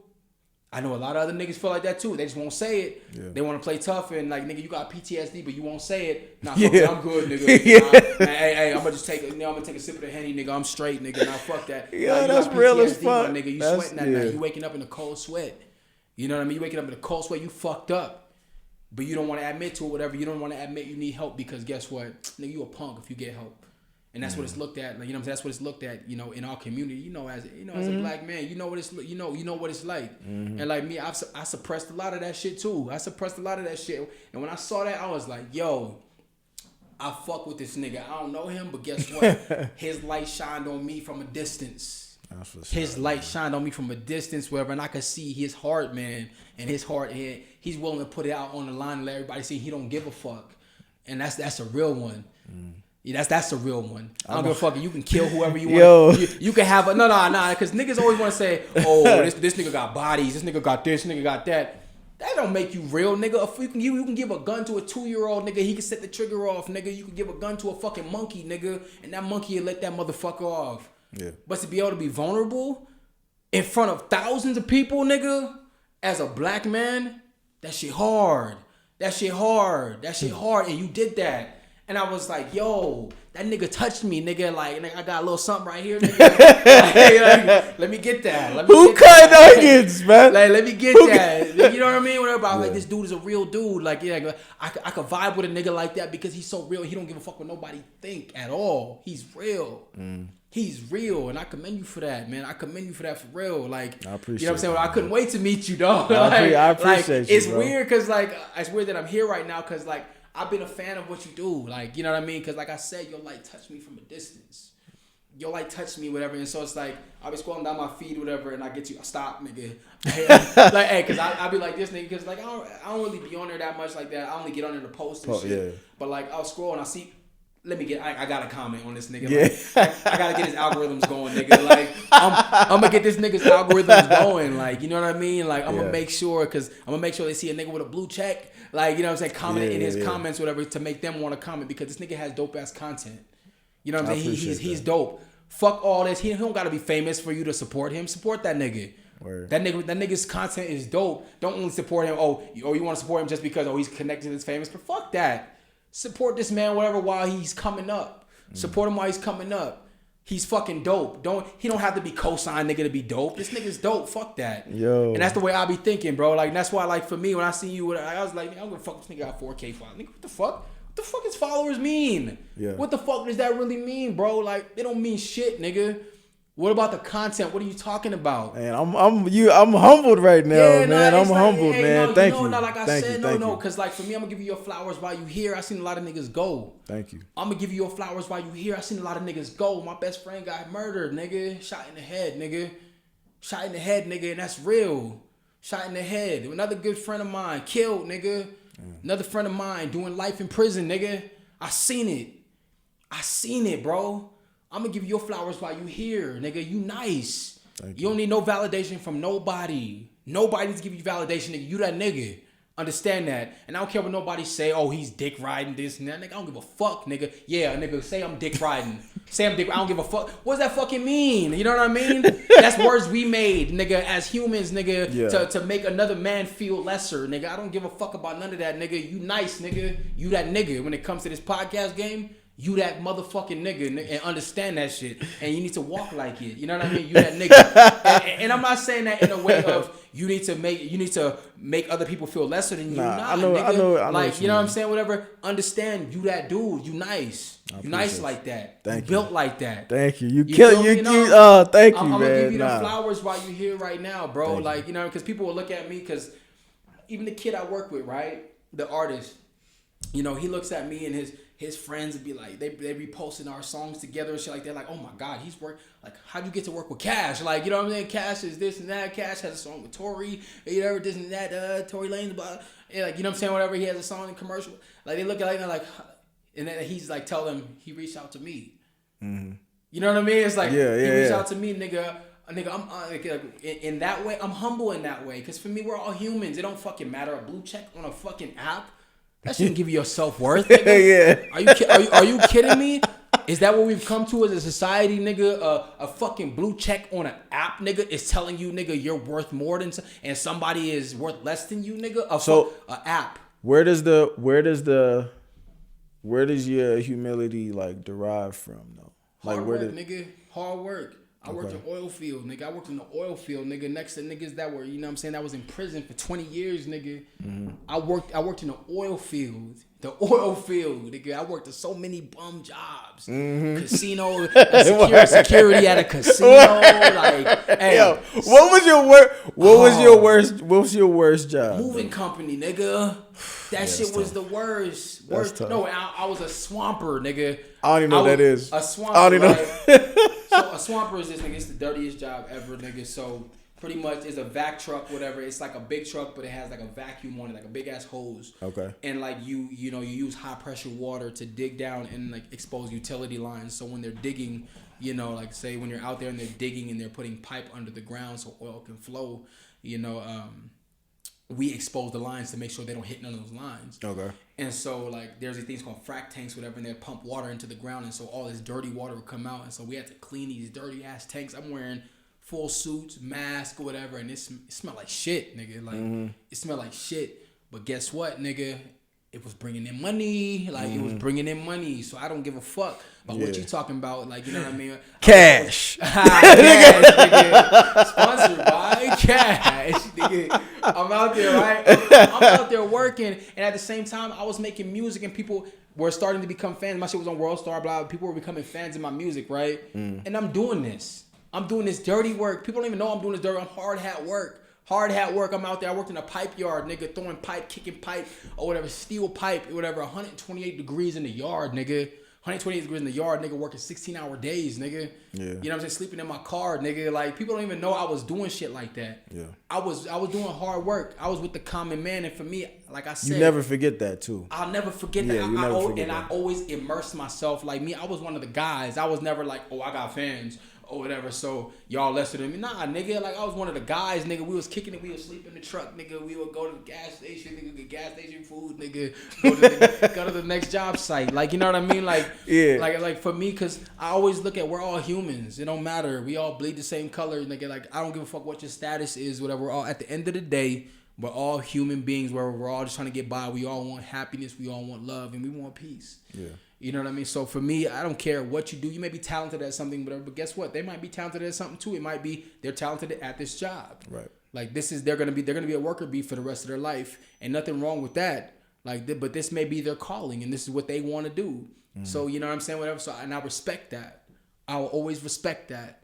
Yeah. So for me, I was always one of the guys. Like I always made sure I was one of the guys. I never put myself like on a pedestal, and I feel like that's what made me the way I am when it comes to, you know, working in music. Cause like being in Atlanta, it was different. You know what I mean? It was different. Everybody wants to be flashy. Everybody wants to name drop. Everybody wants to do this. But like for me, it always came down to, what did your music sound like? Like for me, like I never gave a fuck, and they and I feel like a lot of people hated that about me. That's why I was always alone. Yeah, like people hated that about me because like that's for me, real shit though. Like nigga, can you fucking rap? Nigga, can you sing? Like are you good? Because niggas used to always come to me, whatever, because like they knew I had that pen, right? Yeah. They knew I had that pen, Frank. You know what I'm saying? They knew I had that pen. You know what I mean? And so they would always be like, oh yeah, I worked with so and so. I worked with so and so. Showing me videos. Oh, I was with Gucci. I was with Tita. And I'm like, okay, nigga, what is your music? I want to hear your music. Yours. I want to hear. I want to hear yours. I want to hear you living vicariously through them. Right. I want to hear your music. What does it sound like? Right. And most of the time, it sounded like shit. And it sounded like the same, you know what I'm saying, whatever, like fucking Kuna Matata rap. That's what I call it. The fucking everyone wants to sound like the Migos. I put my I pick in my nose, like nigga, like no. What are you saying? What are you saying? I want to hear you write. You know, I want to hear you write it. I want to hear an intro. I want to hear a hook. I want to hear a pre-hook. I want to hear a build-up. I want to hear a climax. I want to hear you actually being artistic. I want to actually hear you doing the art part of it. You know, putting the art in artists. Yeah. I want to hear that part. You know what I'm saying? I'm not saying I'm the best fucking artist in the world. I've never even said that, but I feel like it. I don't give a fuck. But it goes back to like ball players, no ball players. Yeah, ball players, no ball players. And like I said, like for me, you can't make me feel a certain way about you just because of who you work with.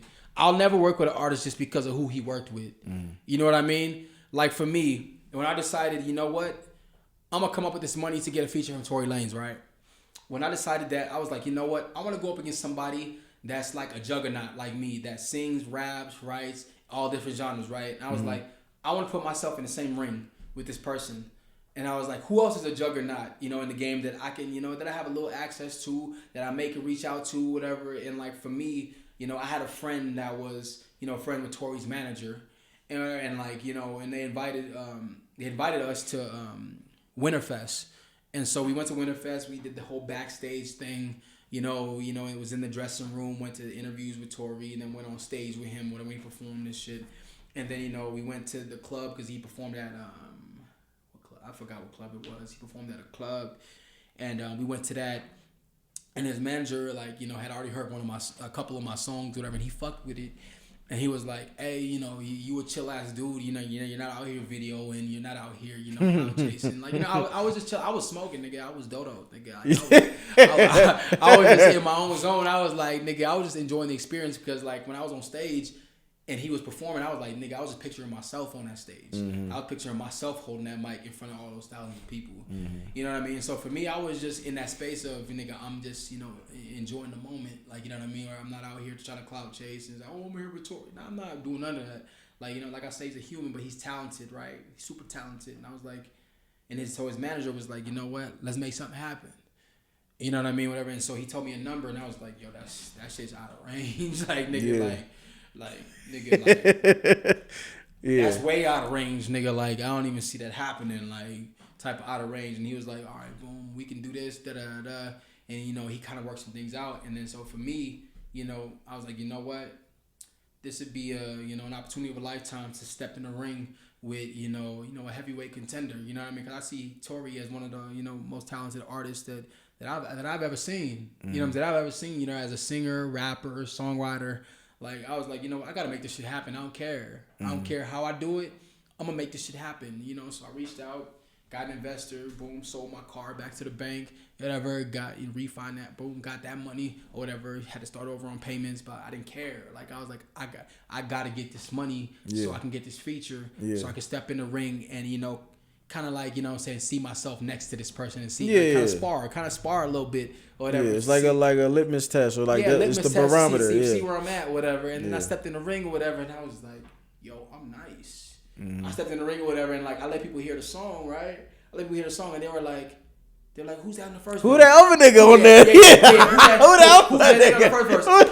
And they was bobbing to my shit, nigga. I was like, yeah, that's me, nigga. Yeah, that's me. Like, that's me. That was fucking with my shit. I was like, bad, nigga. Like, you know, I've arrived. Like, and it wasn't a sense of, oh, I've only arrived because it's Tori. Nah, but like for me, I seen him in such a high regard. You know, I had such a respect for his talent. Like, you know what I mean? Kind of like a Drake. You know how you sing, you rap, you songwrite. Like for me, like they're the whole thing. They're the whole shebang. And so for me, I was like, bet people are fucking with my shit.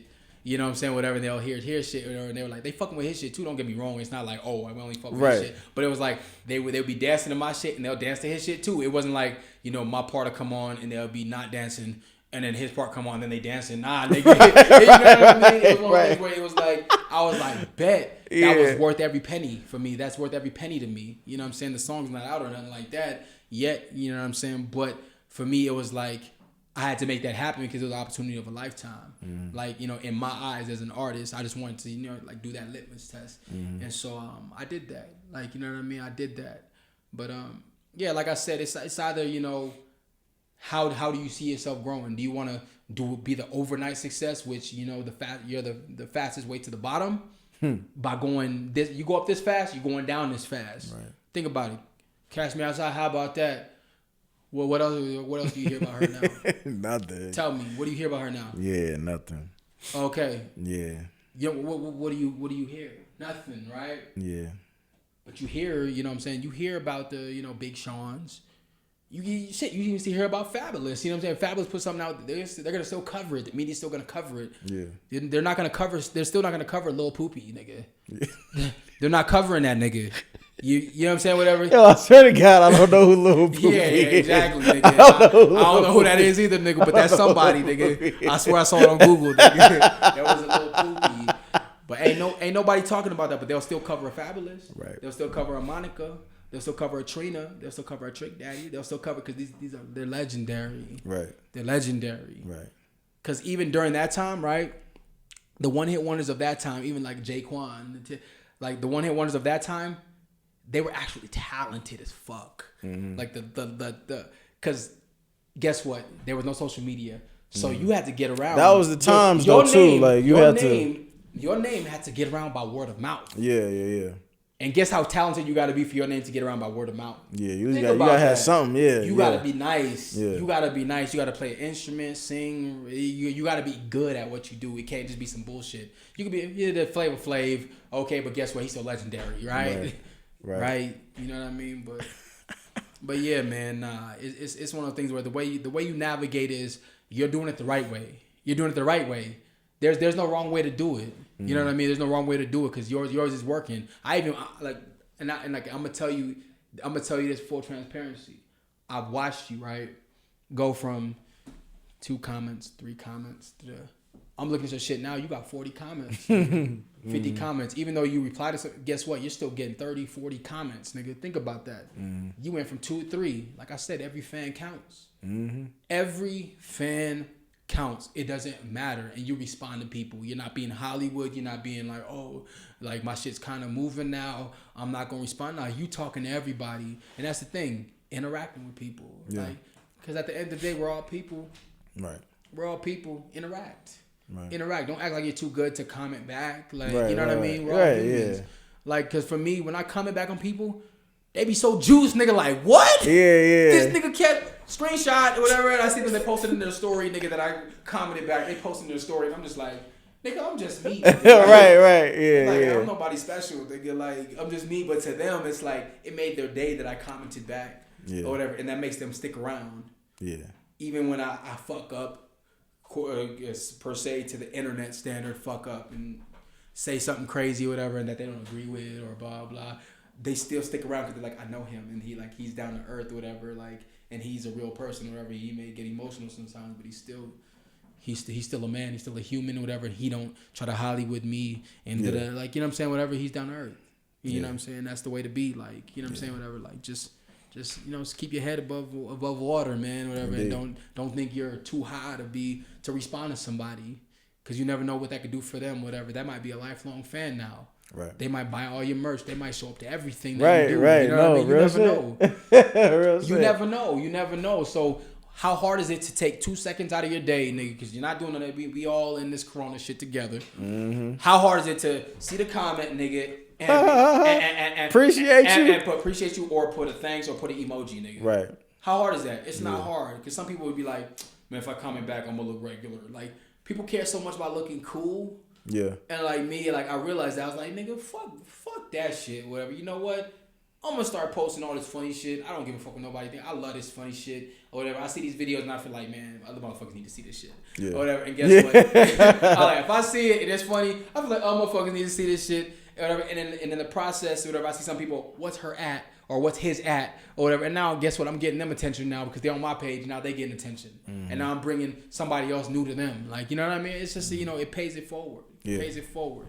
Nothing wrong with giving somebody their flowers like I gave you. You know what I mean? Nothing wrong with it. Yo, man, this was awesome, yo. Yeah, this was ain't nothing wrong with it, bro. Like I've really seen so many people, like, you know, they think if they give people compliments or whatever, and this and that, and show them love too much, like, oh, I'm dick riding, nigga. Fuck that, nigga. Who made up the term dick riding? Mm-hmm. Humans did. Who made this shit up to make you feel like what? Oh, you're giving them too much credit. What the fuck? Right. Ain't no such thing as giving somebody too much credit. Guess what? What's wrong with loving on somebody? What's wrong with giving them their credit that's due? What's wrong with? You never know what that could do for them. Right. Well, what if they wanted to kill themselves that day and you said that and they were like, shit, that gave me the courage to move on or whatever and to want to do great things for myself. What if? Yeah. What if? Don't leave it up to what if. Give them their fucking flowers. Yeah. I'll give you your flowers while you alive, nigga. I'm gonna give you your flowers while you alive, my nigga. I don't give a fuck what nobody say. Oh, he's dick riding, nigga. Cool, I'm dick riding. Now what? Now what? Is that supposed to? Hey, is that supposed to make me feel less of a man? Hey, that's what make me feel. Nigga, I played football, nigga, bashing heads with niggas that are playing on Sundays, nigga. Right. I was knocking niggas out. You know what I mean? I sing now. You know what I'm saying? Hey, I sing now. Yeah. So you tell me I'm dick. I don't give a fuck, niggas. I can knock you out if I wanted to. I'm still 213, nigga. I still bench press 360, nigga. That's hilarious. I still squat 500, nigga. I'm still strong, nigga. I'm strong, nigga. Cock strong, nigga. You know what I'm saying, nigga? Testosterone. I'm strong still. I'm still strong. But guess what? Hey, I sing though. He in his bag. He is in his bag right now, I'm y'all. graceful, He in his bag. I'm telling you, I'm graceful. No, it's just because I see so much shit on the internet, right? Yeah. I see so much shit, whatever, especially on my page. You know what I'm saying? I see a lot of shit, and it's like for me, I don't care. I don't need to be this tough guy because I was that tough guy. I was knocking niggas out. You look up, me on YouTube, whatever. When I was playing arena, my first and last name, and it says Knockout King, because I was hitting niggas. I was putting niggas out. And I'm not just saying that, nigga. Like, I was literally putting niggas out. Like, I was cerebral, nigga. I had a tiger, nigga. I was putting niggas out. Like, I was an asshole on the field. Like, if you knew me on the field, like, people that know me that played arena, but played professionally with me, they know. Other teams used to scout for me whenever when I was running down on kickoff, nigga, because I led the league in tackles, nigga. Because I was hitting niggas. I love to hit. And niggas outweighed me by 40 and 50 pounds, nigga. Guess what? Hey, I'm running into that fucking brick wall, nigga. Because guess what? I don't give a fuck. You know what I mean? Yeah. I don't give a fuck. I never gave a fuck when I was playing ball. So, like, nigga, I don't need to play tough guy for nobody. For what I sing, nigga. Guess what? But don't think it's sweet. Don't think it's sweet because I'm still strong, nigga. I'm still strong, whatever. And guess what? Nigga, I got a chin on me, nigga. I used to butt heads, nigga. Like, hey, for real, bro. Like, they did, because people get in my comment section right and talk shit, and I'm just looking at a nigga. I'm like, nigga, you built like a popsicle stick, nigga. Like, nigga, I would fucking pick you up like a chopstick, nigga. Eat with you, nigga. Like, you're little, you're itty bitty, you're a little boy to me, like. And that's on everything. Like, no, I know you see the same thing. Like, motherfuckers will get in the comment section try to hate. No. Listen. Social media is a wild place. It's a wild place. It's a wild place, man. Because it's just an area where people say anything and they don't have to. Especially if you grew up in the social media area. Yeah. It's like you've never really had to face the consequences of what you say. Yeah, of your actions. Yeah, of what you say. You know what I'm saying? You could just fucking. Fuck you. Your mom sucks dick. Yeah. And then you just go back to whatever the fuck you was doing. Like, you can't, like, you would never say that. For real. You would never say that to another person's face. Like, you would never, like, you know what I mean? Because for me, when I play ball, nigga, I've been knocked out. It don't hurt, nigga. I'm not worried. You're sleeping. Just a good nap. Yeah, you know what I mean? It's a nap. You wake up and you may be sore a little bit. Your neck might be sore, nigga. Like, you know what I mean? You might feel the pains, nigga, later on. Yeah. But guess what, nigga? I'm not afraid to lose. That's why I'll never pick up a gun and want to shoot my nigga. We can fight, nigga. Right. We can fight. Guess what? If I lose, nigga. So what? But guess what? We both live. We walk away. I respect you as a man. Honestly, and I think that's an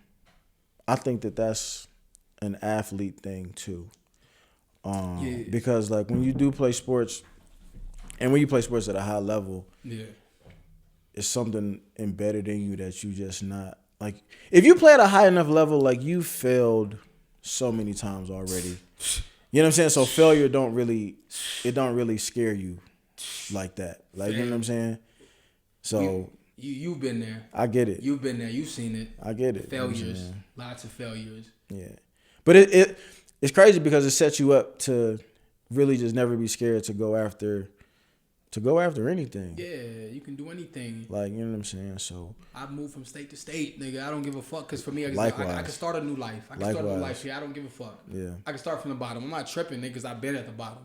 I've been at the bottom. I've been at the top. Yeah, it don't matter to me. Whatever. It don't scare me because guess what? This is life. We only live it once. Caskets are meant for one. You get one lifetime. Live it. Yeah. Live it and see what happens. Because why not? I don't ever want to be that old motherfucker that's like, man, you know, if I would have did, I ain't never saying what if. I ain't never saying what if. I'm gonna go for it. Yeah. I'm gonna go for it every time, and I'm gonna put all in. I've been in this for 7.5, almost 8 years, right? People are like, wow, because they start to see some accomplishments, and they're like, wow. And it took year 5 for me to get my first major placement. You know, I wrote this song called Spanx, right, about women's undergarment. Spanx, you know the company Spanx, right? I wrote, and then for me, that wasn't even my pocket of music, but I was like, you know what? I want to step outside my comfort zone, write a song, that's bubbly, kind of like a Bruno Mars type track or whatever. That's different than, just the R&B or the hip hop track. I want to write something, that's more commercial, whatever, so I can get some type of, some type of, credit, like, what I'm saying, accreditation, like Right. something, whatever, like, in the music world or whatever, like a major placement. Like, I need a placement, whatever, so people can be like, okay, well, he has good music. He has a song in a commercial. He has a viral video that did over 1 million views, blah, blah, blah. Like, I wanted to have that, solid, foundation. And so, I wrote this bubbly song, me being as buff as I am. Like, motherfuckers are like, what? This nigga wrote a song about women's undergarment, like, called Spanx. Well, anyways, at the time, I was unemployed. The oil field went under.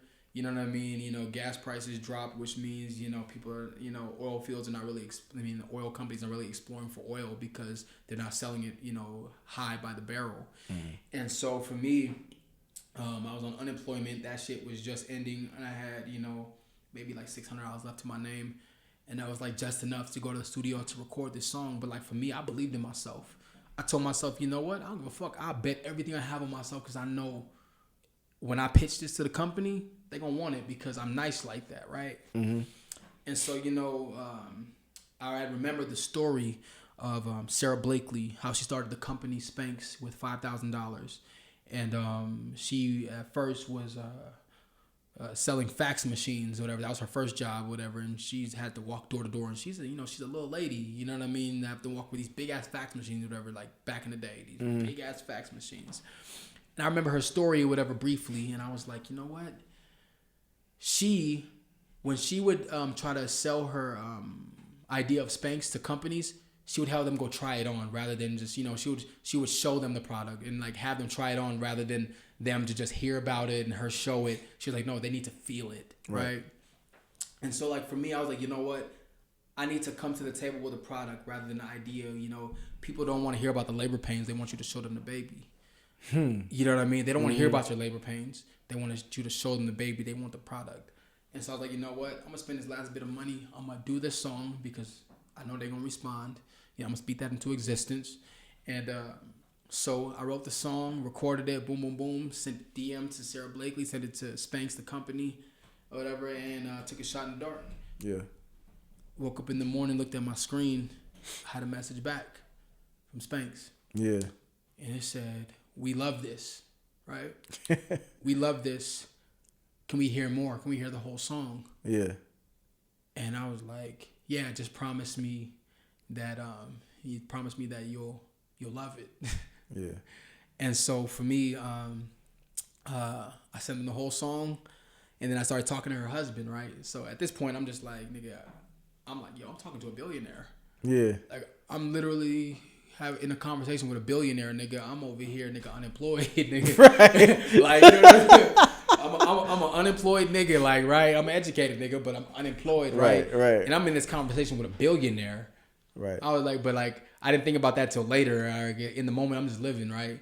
And so she was like, yeah, just reach out to my husband, blah, blah, blah. His name is, Jesse James, blah, blah. And he, he used to do music back in the day and do jingles and stuff like that. So I reached out to him.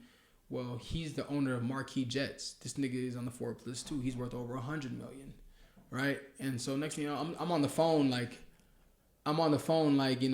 weeks with this other person that's on the Forbes list, right? You know what I mean? And it's become this thing where I'm not even thinking about it unconsciously because I'm just like thinking about like, damn, they like my song. Right. I'm thinking about they like my song. Right. Like I'm not thinking about like that these people are on the Forbes list and these people have been on the Oprah show. They've been on everything. Good Morning America, The View. They've been on everything. Long story short, we start discussing. He's like, you need to make some changes. Blah blah. You're not signed, right? Blah blah. Anyways. So we negotiate back and forth, and then they were like, we want to buy the song. Mm-hmm. And so, they bought the song from me. And that led to me moving to Atlanta. You know what I mean? That led to me moving to Atlanta. I got my first major placement with $1 billion brand on my own. Damn. You know what I mean? With my last few $100. You know what I'm saying? My last few $100, whatever, because I believed in myself. Yeah. And it's like, and I always tell people to this day, I'm like, you got to be willing to bet everything you have on yourself. You know what I mean? And what you believe in or whatever, in your dreams, like how with you and, your podcast, you got to believe you got to be able to be willing to put everything you have into yourself and bet it all for that one chance. And guess what? It led to that one chance. If I would have never made it to Atlanta, I would have never have a song with Tory Lanez. Right. I would. A lot of this shit wouldn't even. You know what I'm saying? Right. The Yeah. Cashmase, may not even be the Cashmase. You know what I mean? We may not even be sitting here. Right. But like, you know what I mean? I bet on myself and I won big.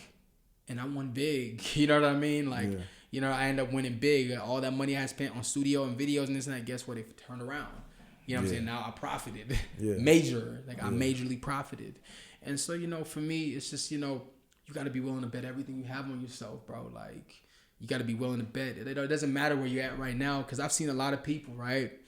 There's this girl named Jigga Jai. Like, this girl named Jigga Jai, a girl named Via Morta. She was in one of my videos. They only had, like, at the time, like, Jigga Jai had, like, 400 followers, right? And she had a dream. She was telling me, yeah, I'm doing skits. I'm doing this. I'm doing that. And, you know, and we talked about it. And I was like, yeah, we should do something, blah, blah. Anyways, like, I always supported what she was talking about, and because I was like, man, I saw the talent in her. I was like, yeah, she's talented as fuck, or whatever. And like, I never looked down on her or nothing, because I was just like, yo, she's talented as fuck. Like, she, you know, she's funny. That girl now has like over 100-something thousand followers or whatever. She's getting like 5,000 comments, whatever. Her shit is booming, whatever. Like, her shit is booming, whatever. And I can see her having her own show. I can see her having her own show because like, she always plays a stud and she's always wearing cleats. Like, you're right.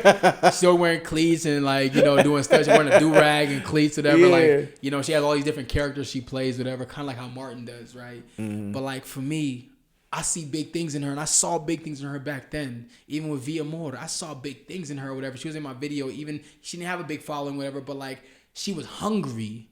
She wanted to work with me. Like other women in Atlanta, or whatever. Like, they reached out to me, right? So I posted about a music video.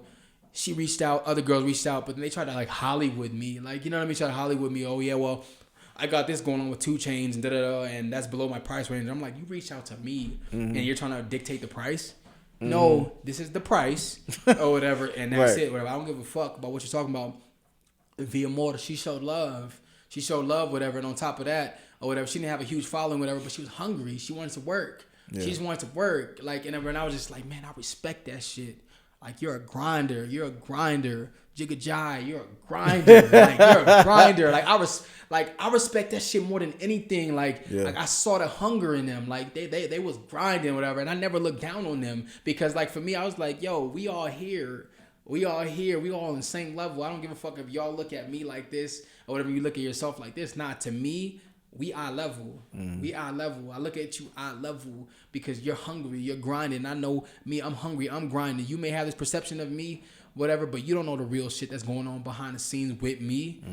You don't know the real shit. Like, you know what I'm saying? And you know, Brent Fire said it best.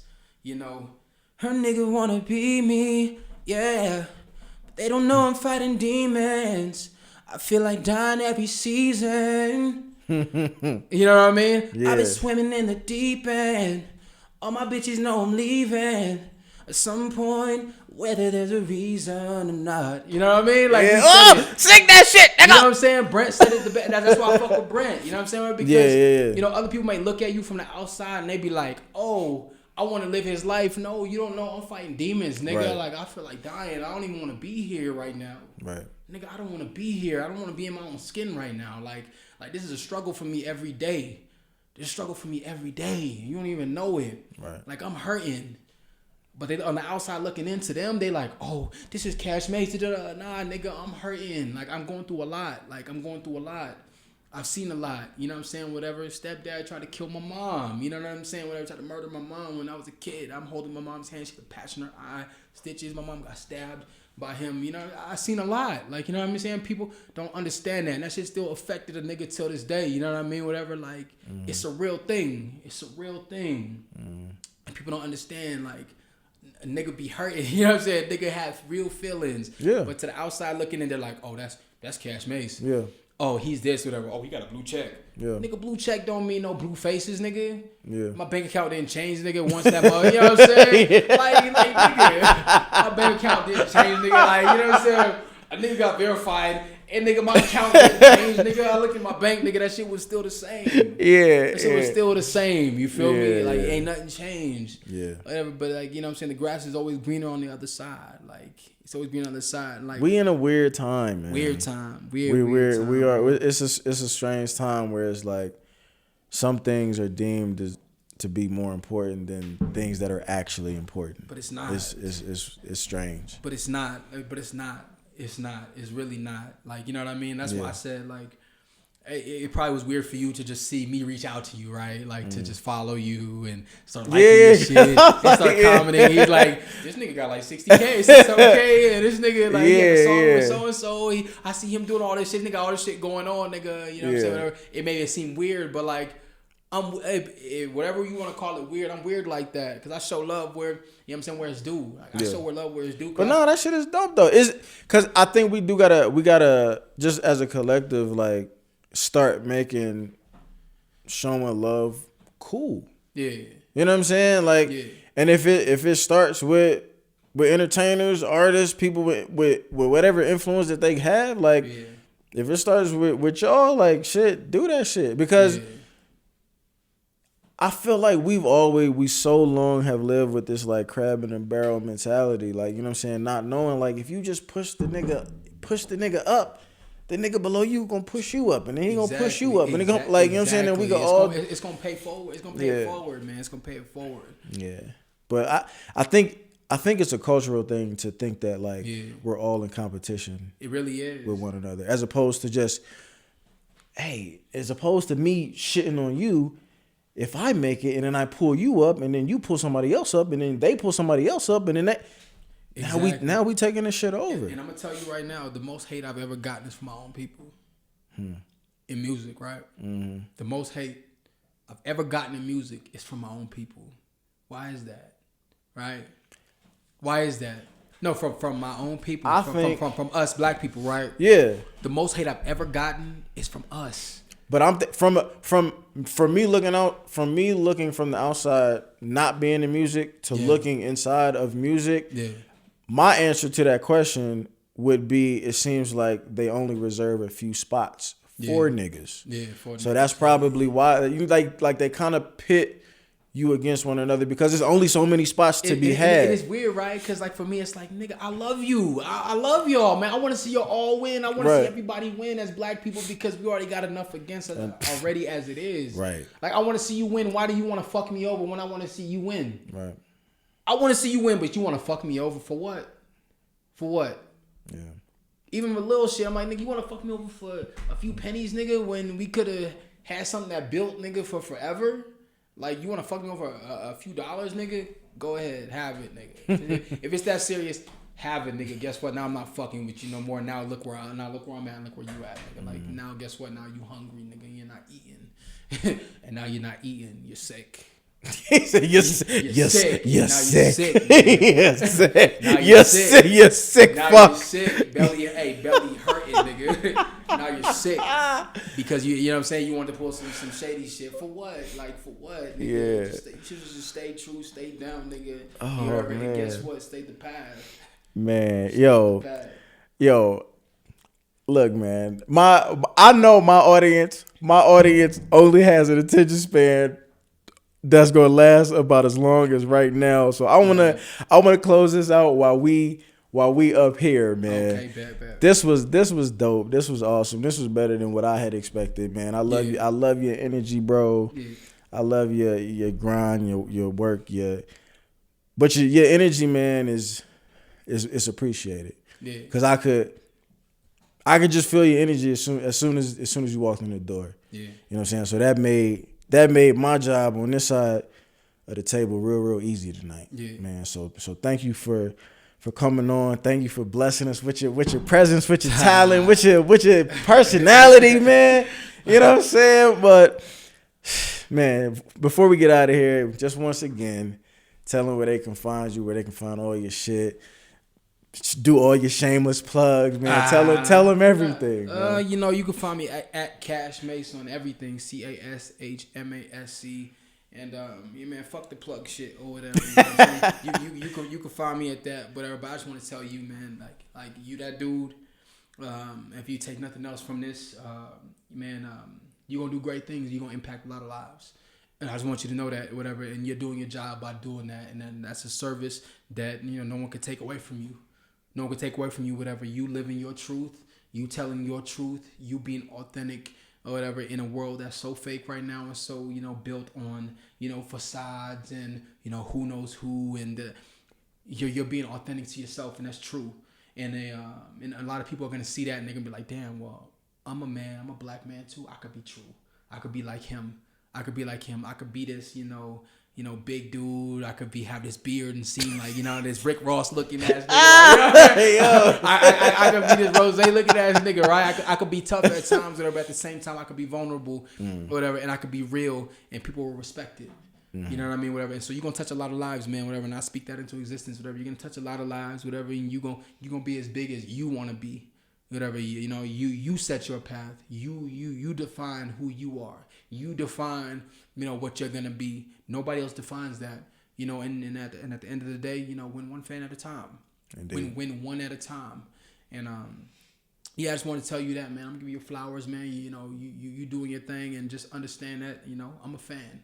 I'm a fan. I don't care how big I get or whatever, and what I do, whatever. I'm gonna always be a fan of you. I'm gonna be a fan of your life. I'm gonna be a fan of your content. I'm gonna be a fan of everything you do or whatever, because you're a real ass nigga. Like, you're real. Thank you. You're real, man. I'm a fan, and and I'm humbled by this experience to be ever. Shit, nigga, you. Come on, man. To honestly even be here with you, whatever. Like, because I feel like a fan. Like, I watched you. I watched you from a distance. Like I said, your light touched me from a distance, and so I'm actually a fan. I'm a fan, like, so I'm humbled to actually be here with you, actually be able to podcast with you, whatever, because I reached out to you. I reached out to you in the DM. And I reached out to you. Right. And this is we gotta work, man. And look how we got together, how we linked up, man. For whatever. sure. But just you're great or whatever, you're on the right path or whatever, and as from a black man to another man, I salute you. Thank you. I salute you, man. Keep doing what you're doing. And then, what I'm saying, keep being positive, keep touching lives, man. And, that's all I got to say. Thank you, man. Thank you. For sure, man. Yo, that's been another episode of One Mic Stand, man. Denver for my second time around. We just keep getting better, man. Amazing guest, amazing show. A lot of gems. A lot of church was talked about in here tonight. A lot of, what I'm saying, just this was one of my favorites, man. So just once again, I'm Jaxon. Jaxon1616 is my Instagram, creator and host of One Mic Stand. And I'm Cashmase. We out.